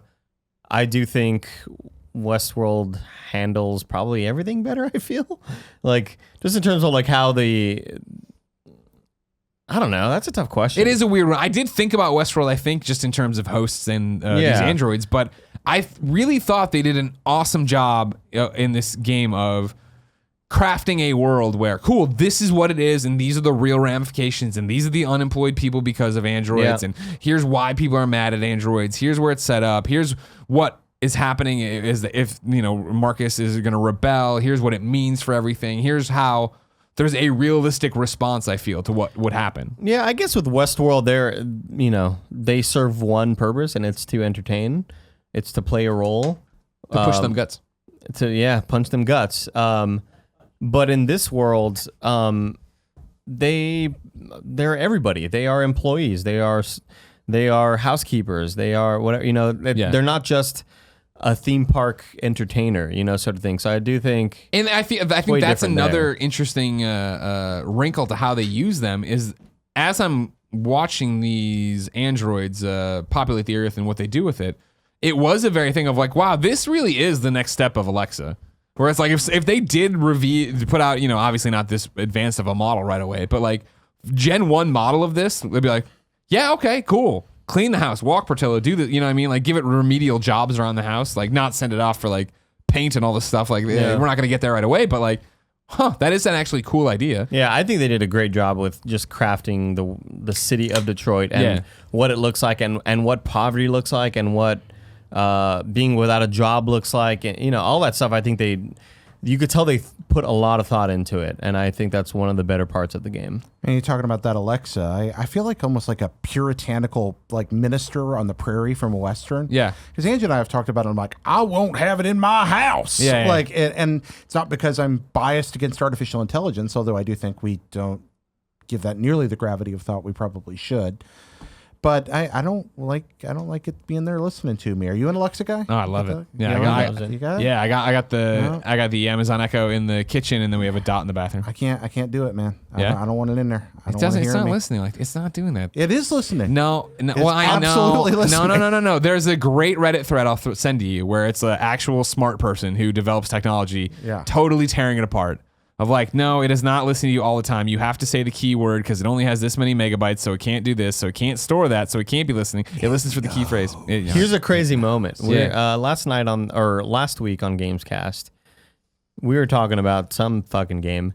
Kevin gets an ad for it on his phone, and Kevin has never looked up for. It was an. Yeah, he's never once tried to look for an Atlas game, and it popped up on his phone as an ad. Okay, that was not Alexa being creepy. That was the Lord God bringing you the good news, my friends. No, that was Atlas- definitely fake. that was Instagram listening. Atlas For makes sure listening. great I see ya. video Love you. games, We've and all they are heard- there to bring us all happiness. Have we all heard Tim's story about like the coffee table, the light up coffee table, where he was like, "Oh man, that sounds really cool," and then he got an ad. It's like it's something. Good. Yeah, Take all my information. I don't care. No, I'm I'm more on annoyed board. that I I'm went just to saying I went they to are look listening. I went to look at a trophy shop online a couple weeks ago. Didn't buy anything, and now every one of those like widget ads is that trophy shop. I'm like, motherfucker, I'm not buying your trophy. Beyond paranoia, I talked about it listening. The real reason for me is I want more of a buffer in my life between my consumerism and my day-to-day living, because I feel like my phone has already stripped a layer of the way I think about the world away that I'm not comfortable with. Sure. And I think Alexa's another step in that direction that as long as I'm able, I don't want to take. See, for me, it's interesting because I think it actually does the opposite, That's where it interesting. keeps me off my phone. Where it's Oh, yeah, it may. For me, it's a superpower super shortcut of I use Amazon for just about everything anyway. So it is like, fuck, last roll of paper towels. Like I'm in the middle of cooking a meal. I'm not going to break out my phone or get to my laptop or do anything. It is just, oh, Alexa, reorder paper towels. She's No, like, this is what you ordered I think before. it'll take me away from my phone, but I think it'll take me even deeper. That's another layer closer to my life being absolutely absorbed in my consumerism. And my consumerism But you need paper is part of towels. who I This isn't am. like I'm not using it to be like, oh, Alexa, look up Funko Pops. But Find me. You need paper towels, but the act of going and getting paper towels, or even sitting down and purposefully ordering paper towels, forces me to do things that I won't otherwise do. It forces me to think about how I'm spending the money, who I'm getting them from, who I'm going to meet on the way, where I'm going to go, what the weather is like that day. Get out of here. You have a car. What I'm- All right, yeah. sir, I don't. I want my I do 24 have a paper car. towels, and I don't I want do have a to. I car. don't want to get an Uber or a bus. Yeah, I get that. I've had enough of you. Well, Good again, day, I Ken. order plenty of stuff. Good day, I'm- Jared. Yeah. Good day, I said. Good day, sir. What is that? Why is that ringing in my head and I can't remember it now? What is It the gets good used a day? lot, but I always think of when Stephen Colbert did it, when he called somebody and was like giving them a hard time or whatever. And he was asking the guy to say he was sorry. And he's like, I'm not going to say sorry. Well, you just did. So thank you. Good day. And the guy's day. like, I didn't say sorry. He's like, good day, sir. That's from a movie. Final question comes from Paul, who says we often talk of a Nintendo Halo that may cause their games to receive more favorable ratings than other studios due to nostalgia or other factors. Stopping you right there. If you put Halo on Nintendo, that would totally get good ratings. Yeah. Do you think the reverse may be true for David Cage, especially in light of more recent allegations against him in Quantic Dream? I do, Mr. Jared Petty taking shots of David Cage before he even played the game. Yeah. Well, for me, I'm not going to get here caught up in the metatextual narrative around that because I am not deeply enough informed to speak intelligently about it here. Yeah. I'm talking purely about the storytelling chops in the past, where his way of making games is... David Cage is not subtle. He's not a subtle storyteller, not consistently. He is very much... He's kind of what would happen if like Sherlock Holmes and Jerry Bruckheimer had a baby. It would come out looking like a David Cage game. And it's weird and funny and strange. The stuff outside of that, I'm not afraid to talk about. I'm just not as well researched as I should be here to answer that question. So when I make fun of Cage, I am talking about his video game making legacy, which is weird. Really weird. I do think this exists. I was talking to somebody else who I haven't mentioned the show because I know I've named a lot of names here. I was talking to somebody else who was playing Detroit for review. And the conversation was, man, I'm really enjoying it. And I really didn't want to because I don't like David Cage. Huh? And it's really? like, damn, like, yeah, that's, and I should say playing. I don't think they were reviewing. And they definitely wouldn't let that influence their review if they did. But it was the thing of like, that's a real thing that like, you know, for how do you separate the art from the artist? Can you? Should you? All these different arguments, questions. No. That, yeah, I do think that based on the way David Cage has acted in an interview, the allegations, the past games, like there's baggage that comes with him. The power of creators can affect how we consume our product. It doesn't always. We give some people passes. We do that individually. And we don't just get passes. We make judgments. We sit and go, no, I'm willing to trade this for this. I used to love watching football. I think I'm done with it after yesterday. Pro football. Yeah, I think I'm just finished. I know. And I'm not making a large political statement there. It's just, I don't want to buy what those owners are selling, even though it's a quality product. It's all over. It's the news. They put out a statement basically saying that you can no longer not kneel during the anthem. Yeah, and they're free to make that decision, but I don't have to buy it, and I don't like that decision and enough that it's affecting the way I think about it. So I don't want to rant about that, but I think that when it comes to any product, when we know a lot about the creator or the creators, it can absolutely and legitimately affect the way we perceive the art. Yeah. I mean, I think about every time I read an Orson Scott Card story, I go, wow, this guy's a really good storyteller. And wow, he sure is not someone I feel very comfortable enjoying his work. H.P. Lovecraft, who was absolutely a maniacal, horrible racist and wrote amazing horror. And he did both those things are true about him. He did both of them really well. That's how I want to put it. But I mean, it's like that guy was really racist. Yeah. And it made it into his writing a lot. And yet his horror defined a generation of storytelling. Yeah. Both those things are true about him. If somebody says to me, I'm never reading Lovecraft again because he's a racist, I'm not going to sit there and go, well, you should. No, I get that. Okay. And there are certain people I won't touch because of. I can't really speak to it just because I haven't been in the games industry like you guys have. Although in the 1 year I'm already the number one games journalist, which is It's hard. It was in a wide open field. You came and took rocket it over. ship. Yeah. Rocket ship to the top. Thanks, Kev. I can't really speak to it. I know that when I was in high school, I thought that Indigo Prophecy was one of the coolest games I'd ever played. Yeah. Just because it was this new idea, right? This new sort of 24 TV show style, like multiple cameras showing you what's happening at the same time. And it's just weird. Starts off very weird where you wake up and you just killed a guy and you don't know how that happened, right? Like this really, really intriguing sort of thread. And then Heavy Rain happened and I really enjoyed that game, right? Didn't mess with Beyond Two Souls or whatever, but I just never really looked into David Cage as a person, so I can't speak to if he's been rude to people in interviews or the work environment stuff that's been going on recently. To dial it back, I mean, even before toxic workplace shit, I think there was just there was definitely rumors and definitely people in the industry shit talking the fact that he was just pompous, that he just acted like his shit didn't stink. And I'm talking about other developers I would talk to who are like, oh, that guy. Like, I don't mean it to be like, yeah. he was fucking pushing old ladies in the street or something. Kevin's over here pointing at my phone. I forgot that Andy's Shaq interview. Oh. Supposed to be in here. Are we we're putting the Shaq interview in this? Yeah. Oh, I didn't know that. Oh, awesome. Well, speaking of number one games journalist, we have an interview with the one and only Shaquille O'Neal. Of course, Detroit Become Human. Thumbs up. Everybody should go play it. I recommend you play it. Absolutely. I think what we might do is when we come back, when we take this break here to insert the Shaq thing, I want to look at the review embargo and see if we can do spoilers, because I would love just to talk to you about what actually happened. Yeah. And we'll tag that. Again, if you're a listener or something, don't panic yet. There will be a very clear, hey, we're going to spoil things. Yeah. But for right now, let's check in with number one sports journalist, number one Twitch streamer, number one video game journalist, Andy Cortez, and the one and only Shaquille O'Neal. Hey, what's up, guys? It's me, Andy Cortez, the number one games journalist in the whole world. We're here with the big Shaqtus, the big Aristotle. I knew you were number one. You knew I was number one, right? Yeah, You kind of get the vibe, right? No, I just know who you are. The Diesel, Superman. The what else you got? The big Shamrock. Shaq Fu, the Reborn. Shaq Fu, yeah. all Shaq Fu, that, the Legend Reborn. We're here with Shaquille O'Neal, everybody. We're really excited about this. We're here to talk about Shaq Fu, a Legend Reborn, the new video game. But first, I'd like to go back to 1994. Shaq Fu just come out. You are dominating the NBA in your second year, averaging 29 and 11, actually.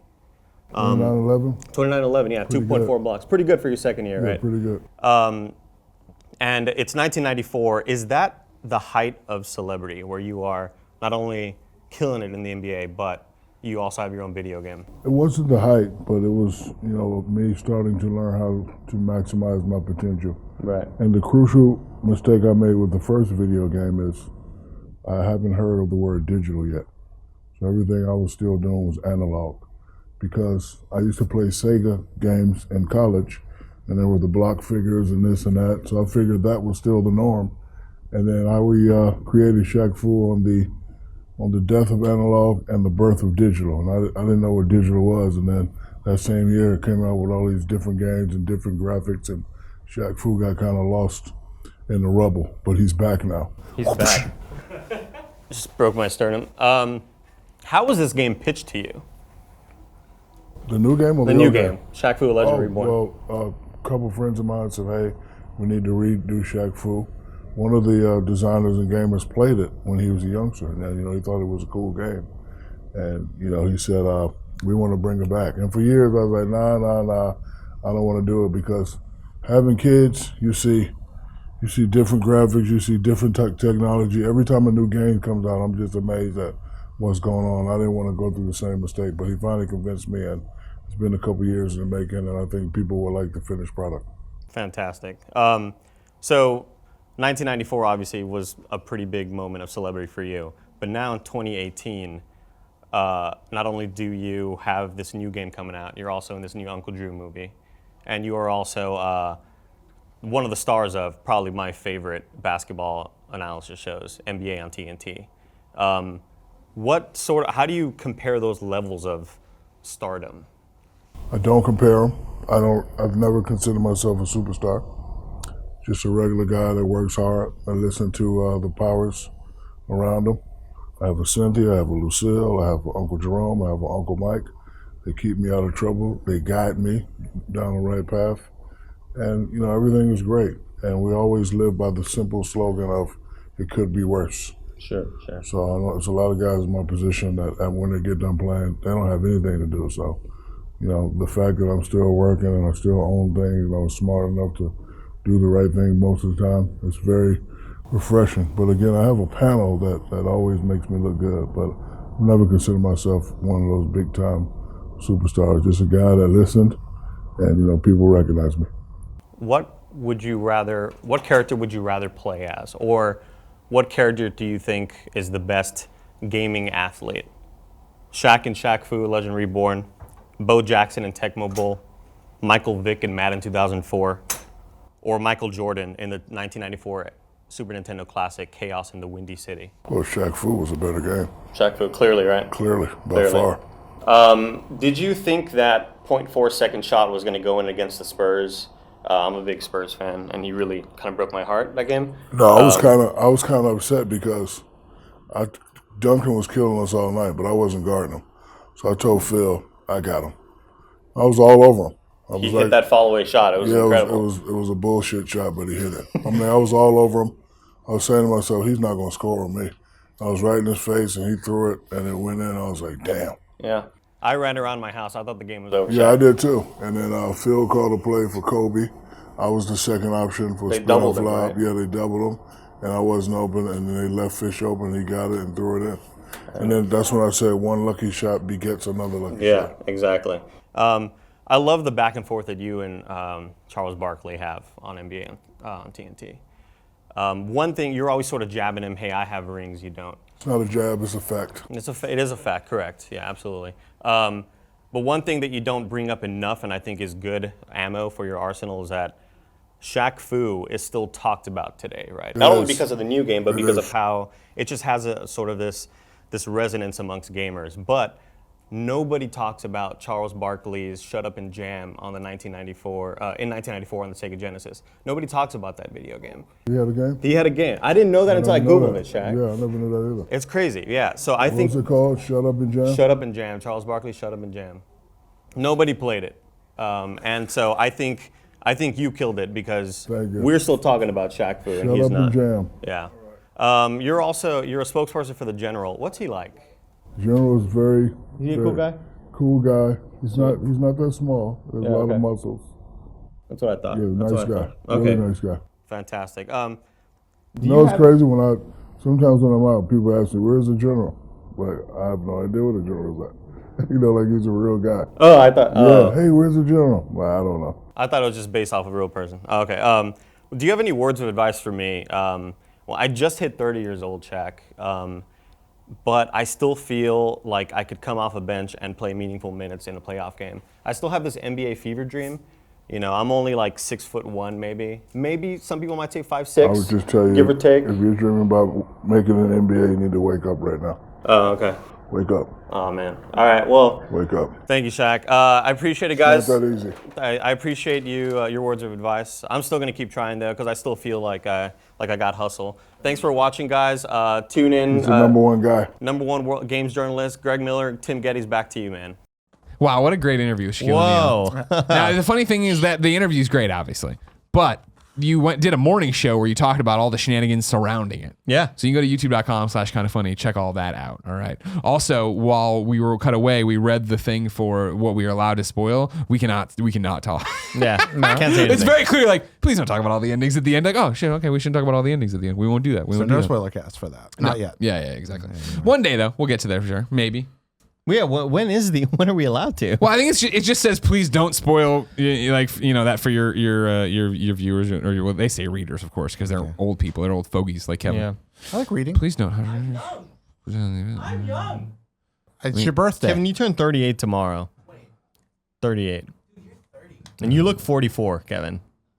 To be honest with you. All y'all shut Here up. we go. Because you are.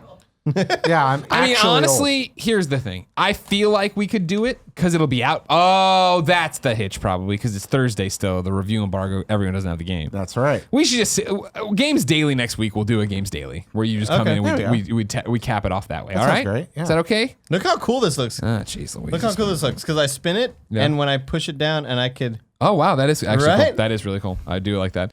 Jared, Yes, sir. I feel like we've let the show run away with our Detroit stuff. Yeah, that's okay. That's all right. No, it's not. I want to know, what have you been playing? Well, I really missed you last week. Had a lot of fun with Andy and Kevin hearing about their 2018 games of the year so far. We talked about a couple of games we were playing then. I really enjoyed Walden, which I think is very interesting. Right. And Walden kind of... What book is it based on? that's based on Walden by Henry David Thoreau. Okay. Life in the Pond, or Life in the Woods, pardon me. It's a really interesting experience. Talked about that. And that's what led into my next one I've been playing this week, which...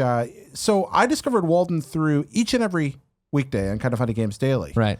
We do a list of the games that are coming out today. Yeah. There's a very long name for that I can't recite from memory. Yeah, I no bet problem. you probably can. Oh no. But That's why I have you guys say it.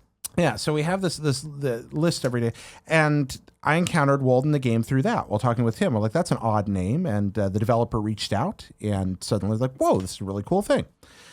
We also have noted several times on Games Daily, I'm always there when the Switch releases come out on Thursdays, that Johnny Turbo's Arcade Yeah. keeps releasing titles on Switch that we kind of mention and then move on. And I started to wonder, just who is Johnny Turbo? Thank you for asking that question because I've been wondering myself. Well, I found out who Johnny Turbo is. Okay.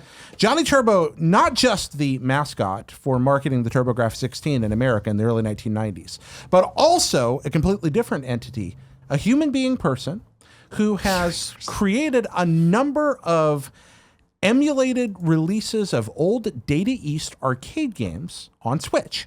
So these Johnny's Turbo arcade games are actually old arcade machines with very good emulation done on the Switch handheld in a format. And some of these are games that haven't gotten too many wide releases in other packages before, at least not in a long time, and certainly not portably. Okay. So I played 2 Johnny Turbo arcade games this week. One of those you may know as a Bad Dudes. Oh, Bad Dudes. That's right. Bad Dudes versus Dragon Ninja, distinct for being, to my knowledge, the only major video game mentioned by Steve Martin in a motion picture. So, Which motion picture? that would be Parenthood, where he mentions his boy is playing bad dudes. It's like, well, I guess that's why they call them bad dudes. Is that the one where he has like 12 kids or? No, that's Cheap Brother Dozen. No, that's Cheaper Cheaper Brother Brother Dozen. Dozen. No, Parenthood's the one where like they throw away the retainer and they got to dig it out of the Chuck E. Cheese and stuff. Yeah, Parenthood Kid gets sick. It's actually a pretty good movie, if I remember right. It's been a long time since I watched it. It's got Bill S. Preston, I believe, in it. Does it? Well, it has. Let's see. That's Bill is. Wait, which one's He's the Keanu? blonde. No, Ted Theodore Logan. I'm sorry, I got mixed up. Okay. It's got Keanu in it. Oh. Yeah. Oh yeah. he's He's like like- the deadbeat boyfriend. He is like, we can record our love. Yeah, Like, yeah. How old is it? It's old. Yeah. it's old. Oh shit! Never mind. But it mentions Bad Dudes versus Dragon Ninja, which is a late 80s arcade brawler. And it is exactly as you remember it. It's walking to the right and punching ninjas for Perfect. many, many stages. Okay. It's a good emulation. It's interesting. I had a lot of fun. I played it on a train ride. You can pump as many quarters in as you want, which is kind of how Bad Dudes is made to be played anyway, because there are parts that are absolutely designed to eat your quarters. But it was fun. It's a good implementation of an old game. He's not remaking the wheel here, but it looks good. It controls well. It's fun. It sounds good. I had a lot of fun with it. So if you liked Bad Dudes and you want to team up with a friend or play it on the go, good way to do it. What if I've never played Bad Dudes? Should I have to go play Bad Dudes? Bad Dudes is not a must-play? lost classic. No, it really is kind of a derivative brawler. It's kind of like if Double Dragon and Shinobi had a baby. It's a must play if you want to understand memes on the internet. Yeah, like if you want to play that, exactly, the Ronald Reagan. Have you played it, Andy? No, I have not. Okay, yeah, the only video game I can think of off the top of my head also that has Ronald Reagan at the end. Going out to have a hamburger with some bad dudes. Huh. Okay. Yeah, let's go get a burger, dudes. You got to rescue Ronnie. Are you a bad enough dude to rescue Ronnie? No, I guarantee I'm not. Yeah, the Japanese name Hell Bad no. Dudes versus Dragon Ninja. Definitely my favorite. Okay. I think in Japan it's just Dragon Ninja. The other game from Johnny Turbo's arcade that I sampled is Super Burger Time, a very rare Bless you. arcade game, the sequel to, or one of the many sequels, because Burger Time has a weird, strangely convoluted family tree. It's like Detroit, where it's just Yeah, giant exactly. flow It's chart. exactly Yeah, yeah. like that. Yeah, because you have Peter Pepper's Ice Cream Factory, and they have the weird and television exclusive sequel, and then you have Super Burger Time. David Cage is not proud of this one. You guys ever played Burger Time? Never. Yeah. Burger Time's fun. Yeah. The original Burger Time is a ridiculously difficult but very good precision arcade game. It's one of those games that, like, if you die, it's your fault and you're angry and you throw your controller and then you go back and you play again, because if you can really master Burger Time, you've accomplished something. You'll be like, whoa, I have poured way too many hours into being chased around a map by little eggs and wieners. There's dancing wieners. If I had a Cool, nickel. man. If I get chased around by dancing wieners all the time. Well, I don't remember exactly the context, but I remember there was a video at IGN somebody made once. I was in it where they were talking about the nightmarishness of Burger Time, describing what they thought of the horror, the nightmare of being chased around by giant wieners. To which somebody wrote in the comments, not to be ironic, but for some of us, being chased by giant wieners is actually a good dream. Not a Fair nightmare. point. Fair Sure. point. Yeah. So Burger Time's really good. Super Burger Time's interesting. Had you played it before? Yeah, but only through emulation and Okay. ages ago. Are they gonna say it's interesting? There's some deep lore with. No, because it's sort of a remake of Burger Time. It gives you way more weapon agency. There's a lot more enemies, but you also have the ability to hurt them more. It scrolls, which the original Burger Time didn't do. Burger Time's about making giant hamburgers, and it's all about chaining. That's what makes it fun. Yeah. To be bad at Burger Time, you die quickly. To be mediocre at Burger Time, you can survive. To be good at Burger Time, you're learning to chain combos and crush enemies and build multipliers, and you can build these insane scores. So it's the kind of game you can get. It's like pinball. You can get really, really good at it if you practice a lot. Super Burger Time has a lot of that in it, but it's a little more forgiving, and it Okay. has continues. You can pump more Oh, okay. quarters in. Sounds good. It's fun. It's not like a lost classic, but it is a game that has not been widely available before. And I like that Johnny Turbo is bringing this out. I'd say Johnny Turbo, well done. There's some other games in that arcade. Those are the two I played this week. Okay. From that, Sly Spy, which is kind of a neat little spy arcade games on there. They're $8 each. That's That seems steep. right. That's the hard part that's how much it costs, I believe, to make these games and have a chance of making money on them. Okay. You buy a big compilation disc of video game, 20 things from some publisher. They're varying quality, but these are games that folks were not putting a lot of time into or effort into before necessarily. And to have them on the go like this, that sounds like a boutique price, but I think it's about what it Okay. costs to make this happen. Okay. And so I say go Johnny Turbo. I'm looking forward to see what he has available next. Super Burger Time or Taco Master? Super Burger Time doesn't have platinum. Talking Master got a platinum. Yeah, there's that too. Super Burger Time's fun. I think I prefer original Burger Time still because it's so difficult, but Super Burger Time you can certainly play longer. Now you got me thinking about Sushi Strikers. Yeah, come on. And of course, I don't know anything about that What's game. that? Sushi Strikers? Don't know anything about I'll it. show it to you when we get it. Sushi Strikers. Demo's cool. up, I think, right now, actually. Yeah, on Sushi Switch. Strikers is neat looking. I really think that's radical. So I hope I didn't rant too long about that. You but didn't. this, I invited you to. I'm glad all you right, did. invited the rant. Well, You got one final game, right? yeah, I mean, as always, there's been Red Dead because I play that for Red Dead Radio every week, and I am a slave of desert golfing. So Yeah, of course. must continue Yeah. on through that. Rapidly approaching 2,000 holes. Jesus Christ. So getting on my way there. But the other game I've really enjoyed is Inti Creates Bloodstained. You just got this last night. You've already played a lot. Yeah, I played not like hours and hours, but I got as much in as I could before I realized I need to sleep. Yeah. It's really fun. Have either of you guys I have not. pre-ordered Bloodstained? I haven't pre-ordered it, but I told you I got a code. I played the first level last night. Okay. And I was like, okay, I see what you're doing here. It seems for me, someone who doesn't have that affinity for 8-bit games and remembers trying Castlevania at people's houses and just being like, man, this is too heavy and I'm dying all the time. It seems like it reminds me of kind of Axiom Verge and the thing of like, oh wow, this is clearly inspired by, obviously Super Metroid for Axiom Verge. It's inspired by Castlevania and it's approachable for me. Same thing of a Shovel Knight, right? Of like, this is approachable in a way that has modern tendencies to a classic idea. It does. It feels like it has that kind of that learning curve built in a little bit that the earlier Castlevanias didn't as much. Later Castlevanias got easier, but the 8-bit Castlevanias are just viciously difficult. The first and third, especially, 2's not too bad. And this one kind of eases you in more, which I really like. It's a really smart, people hear me talk about old games a lot. Most old games are bad. Just like Thank you for finally saying it. Yeah, tons of old games. Old game is old, man. Old game is old. Awful. The ones I talk about are the good ones. The Castlevania 1 and Castlevania 3 are both bona fide masterpieces. This one draws from the best parts of those and then adds to it modern game design, which is what they did. Inti Creates did Mega Man 9. Yeah. That's what it did. It's like Inti knows what they're doing, man. They're a talented group. They did great stuff. And Mega Man 9, my favorite Mega Man. That's right. I like it more than 2. Okay. You like it more than X. Yeah. Oh, yeah. Absolutely. I like X, but I like 2, 3, 9, and 10 more than I like I'm dying of thirst. I'm going to go get some LaCroix. You should get some LaCroix. Will you bring me another, please? Yeah, I'm going to bring it for the group. All right. Group LaCroix coming. Do you have any interest in this thing, Andy? Have you seen it yet? I did see that. I saw them when they were here, actually, and they were showing us the very limited NES color palette. Yeah. Which is really cool. Very similar to what Shovel Knight did, where it's like, we're trying to be as like authentic with this as possible. Yeah, Shovel Knight created they cheated a lot, but they gave you that vibe. They gave you that feel. Inti Creates really does seem to have kind of doubled down. Like if we is it 4:3 ratio or is it at least widescreen? It's widescreen. Okay, and I mean it does a lot of flubs and flaws. There's some stuff in there that's definitely cheated on, but it creates that vibe of a legitimate game, and it feels very specifically like a game crafted around Konami's proprietary VRC6 chip, the one that was used in Castlevania 3 in Japan. It's got this kind of neat color palette, this cool parallax scrolling effects and background things.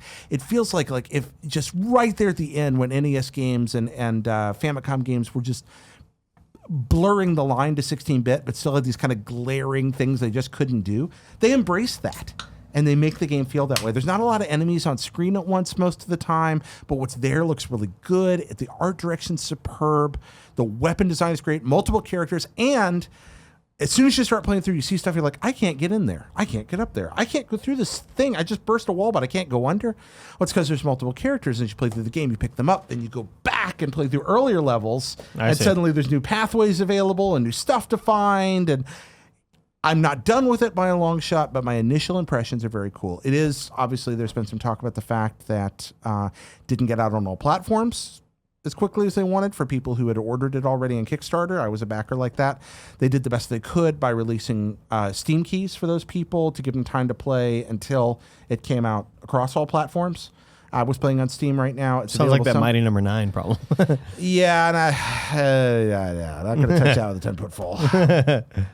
All right, so that's me talking about an old game for a long time. I don't know, Greg, are you going to play it anymore, do you think? Eventually. There's so much stuff coming and stacking up on Switch right now for me that I'm excited about. West of Loathing's right there. Sushi Strikers is right around the corner. Everything will stop for Mario Tennis Aces. The demo's out right now, right, for Tennis Aces? Oh, is it? I thought I saw some people in the morning show chat telling us about it. Yeah. All right. There's also I have not turned on my Switch in a long time. Really? Yeah. Missing out, man. Because Kevin, I don't know if you've been keeping up on the thing. We're dancing around here on what we've been playing. The names are there, obviously, but we've been dancing around. Have you been keeping up? I've been taking notes for you. I can update you after the fact. I'm being better than Tim, is what I'm saying. I'm pointing out that I'm better than Tim. All right, Kevin? Kevin, do you hear me say I'm better than Tim? Yeah, I think I'm keeping up, but thank you for keeping notes. I got notes for you, baby. He's got what I'm notes. going to say then is for me, I'm going to jump around and throw to the front garage. I talked about that when I got it. The zombie game or zombie fight humans Hotline Miami mixed up with survival horror, whatever. Oh, stuff right. like- You saw this at GDC. A GDC. Yeah, and it came out, and I started playing. I got it and started it like the night before the last Gamescast was on, then went away. It's the first Switch game in a while, and this is not meant to be a knock against Switch at all, because everybody knows I love my Switch, but it's the first game in a while where I've been like, man, I'm so into this. Pop in the dock and actually play it on the TV, rather than get home and be like, well, I want to play whatever else on my PlayStation, so or like I want to do this on Xbox, so I'll get this later. It's been like, oh fuck, I actually want to play this. It's fun. It is Hotline Miami zombies, you know what I mean? Which is like good for, and it's like it's incredibly indie. You know what I mean? It's published by Tiny Build. There's a different developer working on it. I forget their name off the top of my head, but like I was at this one tough part trying to figure out what to do, and Jen was in the other room. And she's like, the sound effects are awful, because it's like it's like the same like can dying and noise, but like it's charming in that respect, and it's small and it's easy, and not easy, it's small and it's simple. That's And it everything is. I need in life is what you're describing. Yeah, get a shotgun and go shoot some fucking zombies. And like the checkpoints are plentiful enough that I feel like encouraged to fuck around when I play it, rather than like, oh, I want to save my ammo, I want to do this. I'll go do this. And they do a couple weird things like drugs that are like, you know, you can see through walls at certain. How's the music?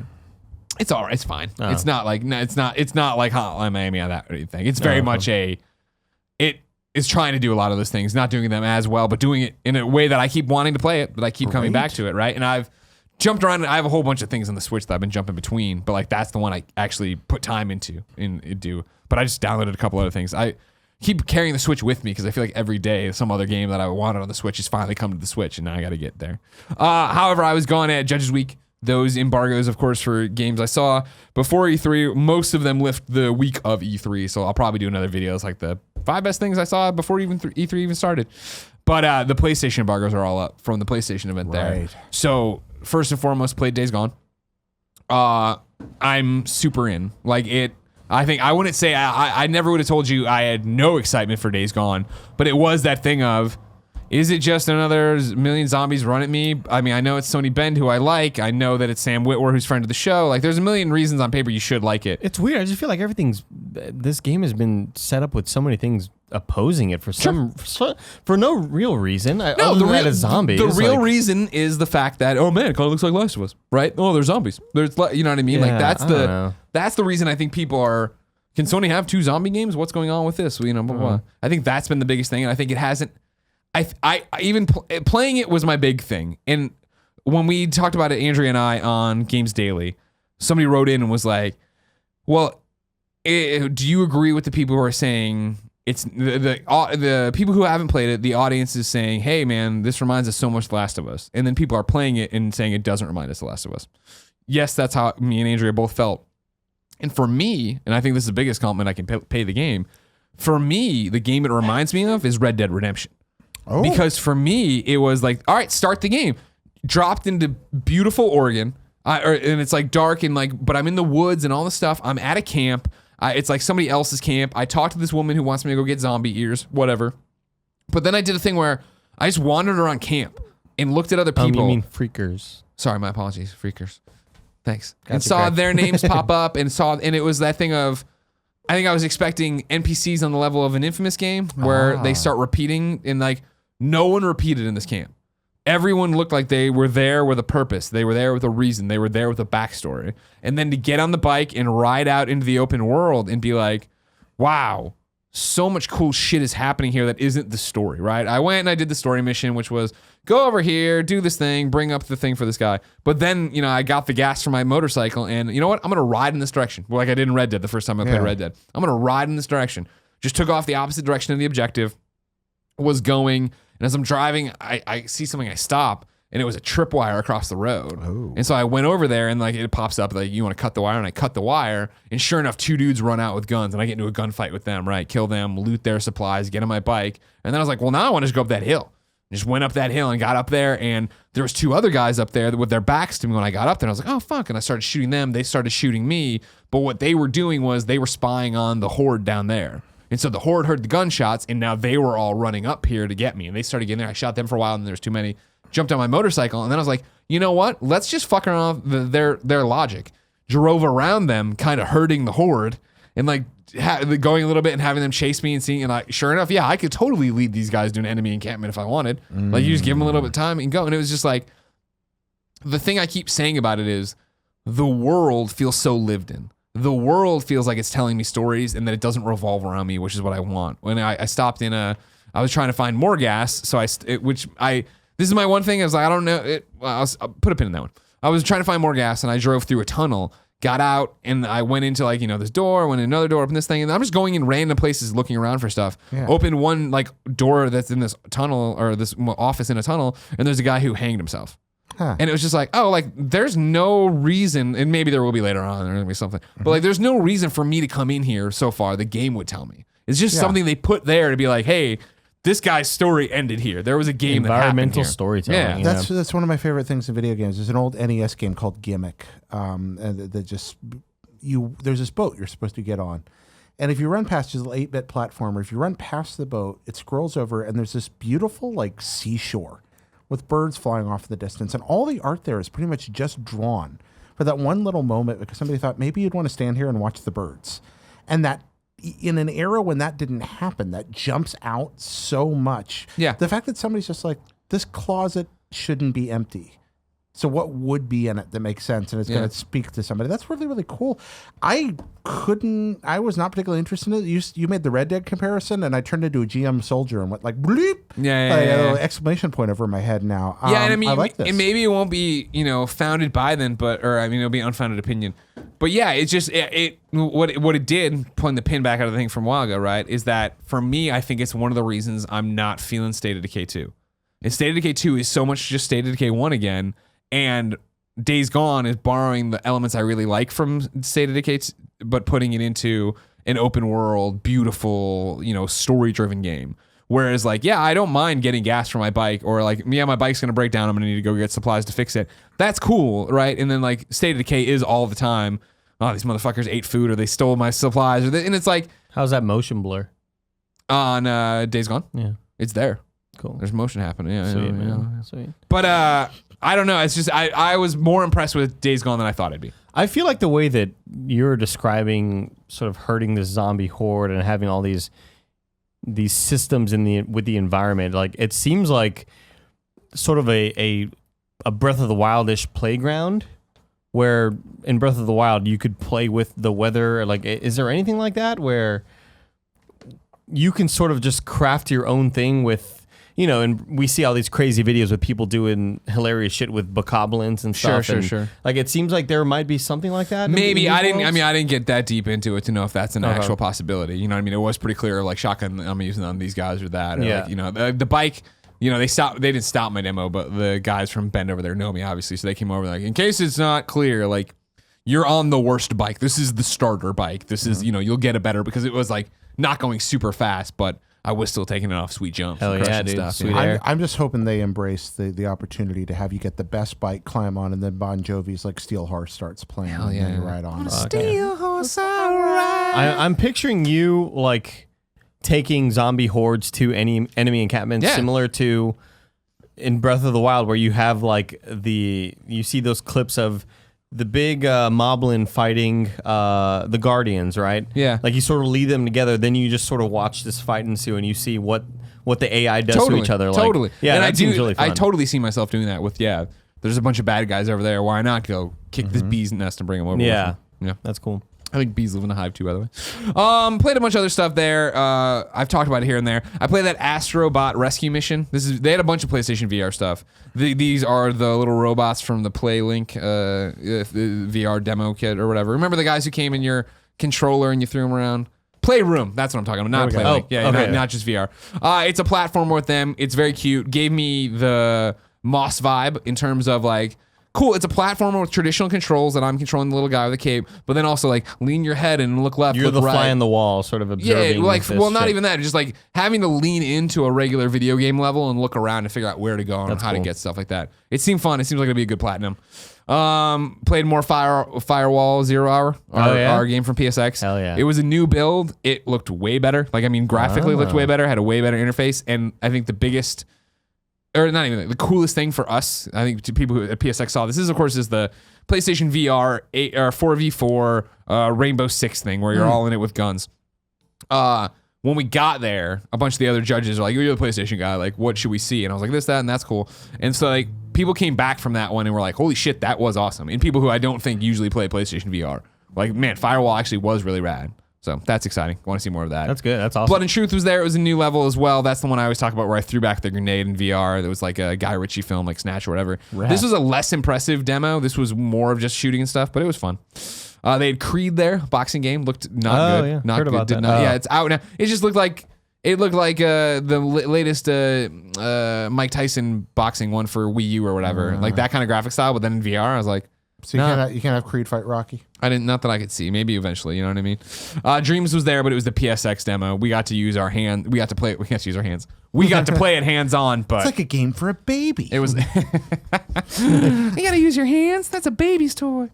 But it was more Dreams, and I'm still interested and excited to see where that one ends up. Thanks for correcting the quote. You had it. No problem. I know where you're at. I know where you're at. Elijah Wood, Back to the Future 2. That's right. Yep. That went over my head. The weakest okay. point in the trilogy. I'm sorry. Remember we wait, went what? to go see it? What's that? You say Back to the Future 2 is the weakest part of the trilogy? Yeah. Dude, Back to the Future 3 is not a good movie. Back to the Future 3 is hardly stalwart. Hardly a stalwart motion picture, but Back to the Future 2 is worse.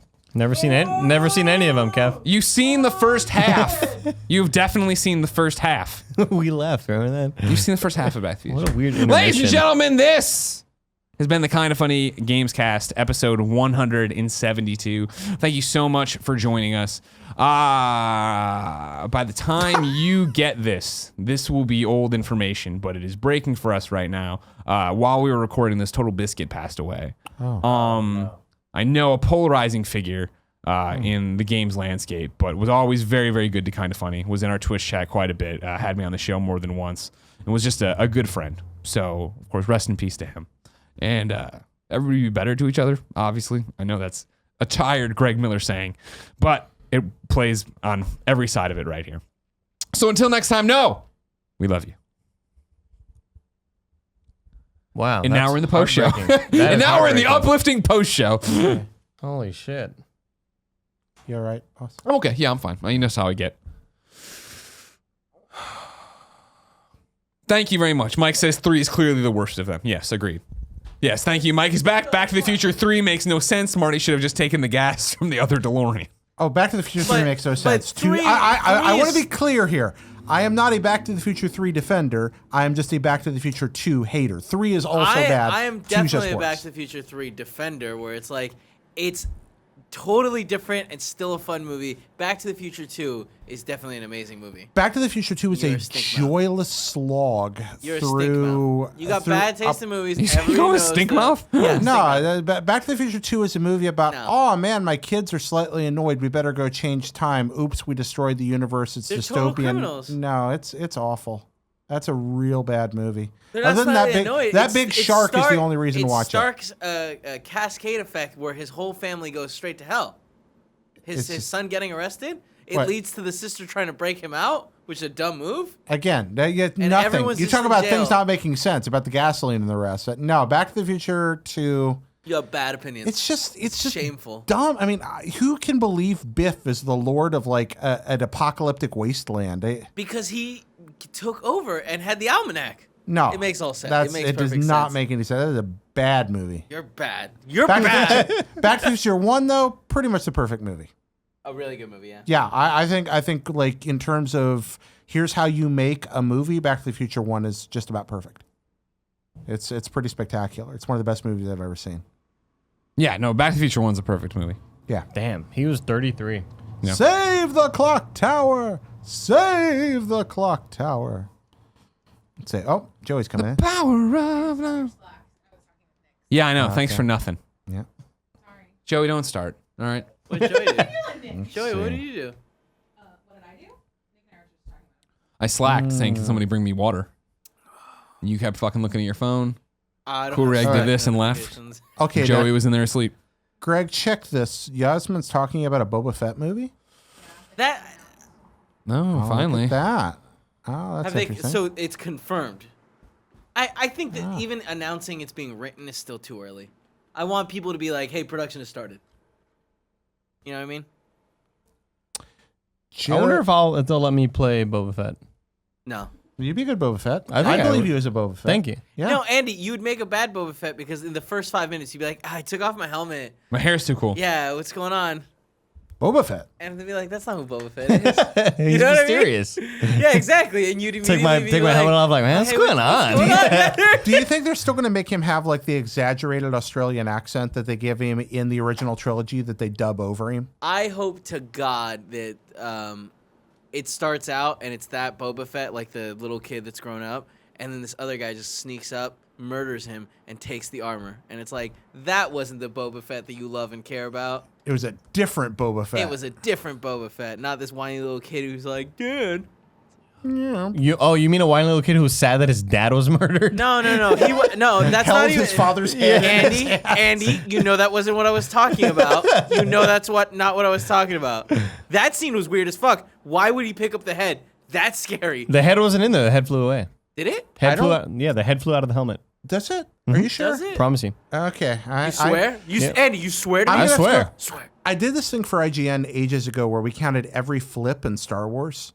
And so Brian Albert and I just sat for like 14 hours watching all the Star Wars movies and counting every time somebody flipped in them. There's a lot of flips in those movies. And How many? especially that sequence had, I don't know, remember the number. It was in the hundreds. That makes sense. And we counted by movie. It's on the video now. It's still up on YouTube. But Horse jumping. that movie and much. that sequence had the most flips of everything. Mike by a long Kurzer, shot. ooh. Attack of the Clones. Too many fat, too furious. somebody asking me about Shin Megami Tensei 5 Hey, what's on up, Nick? Switch. I haven't actually read about that. Hey, what's up, Andy? You ready for solo or what? I am not looking forward to this as an experience as a general rule Why? because I think it's going to be fun. I'm looking forward to seeing a movie with you all. There might be some snackage happening, so I'm very excited about. I just don't want the feeling of walking out of the theater and being disappointed by yet another Star Wars movie. Yeah. That's what I'm really dreading right now, and I have this feeling already inside me that it's based on some of the reviews that I've seen that it's going to be very middle of the road, and that breaks my heart. Hey, man, as long as you can Anakin, accept- you're breaking my As heart. long as you can accept that a Star Wars movie will never be good again, you'll be fine. But then, What's up with that? I saw Altano tweet that. I was like, I don't agree with that.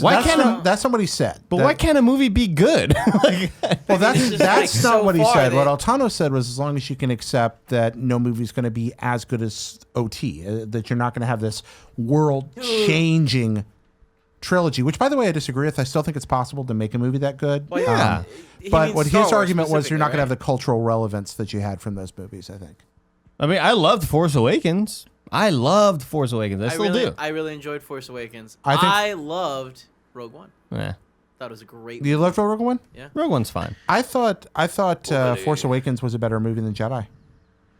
oh, I agree. Yeah, I agree. I love But see, better the- movie maybe, but like I love Jedi, just the nostalgia I love Jedi, purposes. but I think Force Awakens is a better movie. The thing is, I feel like Force Awakens had a lot to make up for, and I think that's all it needed to do. All it needed to do was be a coherent story that felt fun and got us back into the world. So I think it sounds weird to say, but as much as it was working, as many things that were working against it were also working for it. Namely, if they just made don't something try now. that made sense, Yeah. it was going to be a huge win for a lot of Star It Wars was certainly people. going to help. There was so much demanded of it. It had to wash the taste of the prequels out of your mouth. Just it had wash to it out. Follow up the sequels. It had to reestablish a new continuity where the EU had been before. It had to be financially viable. It had to relaunch a franchise. It had to meet it had to meet merchandising needs. It had so many things demanded of it, and it did them all. It was a did great them HD all. remaster. Yeah. Rudy O says, Andy, Golden State or Houston tonight? I'm going to say Golden State. Steve Kerr laying out the NFL. You see that? Yeah. Pretty cool, man. Yeah. But I think the same rule exists in the NBA. If I'm does not it? mistaken. He said he made it sound like it was. I don't know. Yeah, I don't know. It's a tricky situation. It's very tricky. Where I'm with you of like, no, fuck off, let them do it. But then it is like a private organization, so I mean they can make these weird fucking rules. No, my problem with it is that the president of the United States came after them, a person that had vested business interest in the NFL in his private life, and reason to do that, and used his position as the most powerful human being on the planet Earth Yeah. to influence this. Sure. I think organizations beyond being abusive to their staff, probably are free to do what they want. I mean, people keep talking about organizations, businesses can do what they want with their employees. That's not actually true. That's why we have Fuck, Nick, you can't do what you want with the employees. Yeah, there are a lot of rules that do protect people. I don't think this is so much a legal situation for the league as it is the league caving before They're Cowtown, yeah. a political situation. But I'm very troubled by seeing that situation begun by somebody who frankly has way better things to do.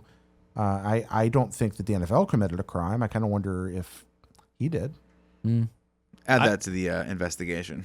But no, crime is such. I mean, again, nobody's going to prosecute the president of the United States for misusing his power because it's probably not illegal. It's just wrong. Did you hear he can't block people on Twitter anymore? Yeah, I heard about You're that. kidding me. Yeah. Was That's that a Twitter violation thing? of the First Amendment. Really? Yeah,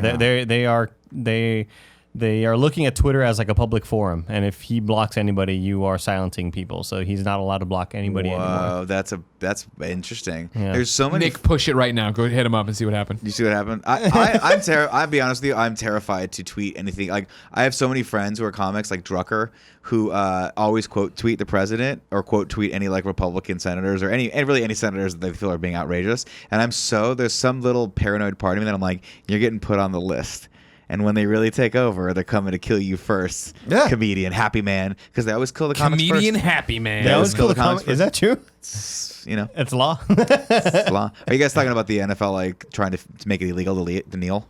Is that what that was? They're imposing a penalty on your team. If That's you what it kneel. was. It'll be a Yeah, 15-yard your team penalty. will get. Oh no, wait! I thought your team gets fined. It's both.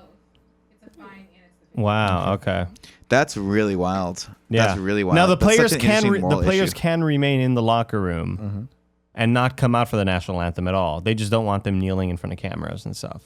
which strips the entire act of its meaning. Effectively stopping them from doing what they Right, do that's to my problem their with protest. there was no rule in that league. People keep comparing to other leagues that other leagues didn't have the world's most powerful human come after them and politicize the situation so he could get back at people. You mean like who I don't shunned think him he in was the business. first person to do it, though. I think he was just one that ramped it up. You mean like when Mike Pence went to a game knowing that the team whole was going to reason- kneel, yeah. But and again- then left because he was so and again, blown away that they did but that. that's the Such beep, a and he was there bullshit for move. he was of the Colts thing. Yeah, that was. But this is the president turning this into a month-long firestorm. It's just you got better. I loved stuff her. to I do, saw a man. tweet that was like players committing suicide and finding out that they had a TTE. NFL does nothing. Players kneel like fine and a flag. Yeah, Like, I mean, I don't want to oversimplify it. There's a lot there, but it's a mess. The thing that it does do, it brings back the narrative towards they're disrespecting the flag, which that you hijacked the whole fucking narrative. It was never about the flag. It was never about disrespecting veterans. It was about just silently protesting and like It was about raising awareness of Yes. other very real issues. and you hijacked the whole narrative and made it into disrespecting veterans and shit. Like, God damn you, Greg. yeah, I don't know. And then fucking, of course, the XFL even. Vince was just like, well, I don't know about these protests. they had Damn it, Vince, they had their chance. You could have done this, Vince. Now, full disclosure, I did order an XFL shirt because I already have the old XFL shirt. I need the new XFL shirt. You get the he hate me? No, I have just the old gray with Rod the XFL Smart, logo. Carolina Panther. Yeah, oh yeah. Yeah, that's right. That can't be a safe way to hold that microphone, can it? No. Nick, you want to take my chair for a while? I think we should just. Yeah, we got to wrap it up. We got to go see Solo. All right. We got to. Total Biscuit. Yeah, we talked about it at the end of the show. Yeah. Very So, sad. ladies and gentlemen, that's your post show. Thank you so much for your support on patreon.com/kindoffunnygames. Tell your friends that we do this. Please watch Party Mode. The new ones are funny. They've gotten a lot better since Andy first started. Now they're funny. Jared, it's always a pleasure. Until next time, it's been our pleasure to serve you. Yeah, woo! Woo! Thanks for watching that. Thanks for watching. It's not your birthday, and you know it isn't. Thanks for watching the Gamescast, everybody. Click here to subscribe to youtube.com/kindoffunnygames. Click here to see other episodes of the Gamescast. Click over there for Party Mode. Click down there for whatever they put there. Maybe it'll be Jared. Maybe it's just Kind of Funny Live. I don't know. Prom's coming up. Do we have any prom videos we can put there? No. I have a beard.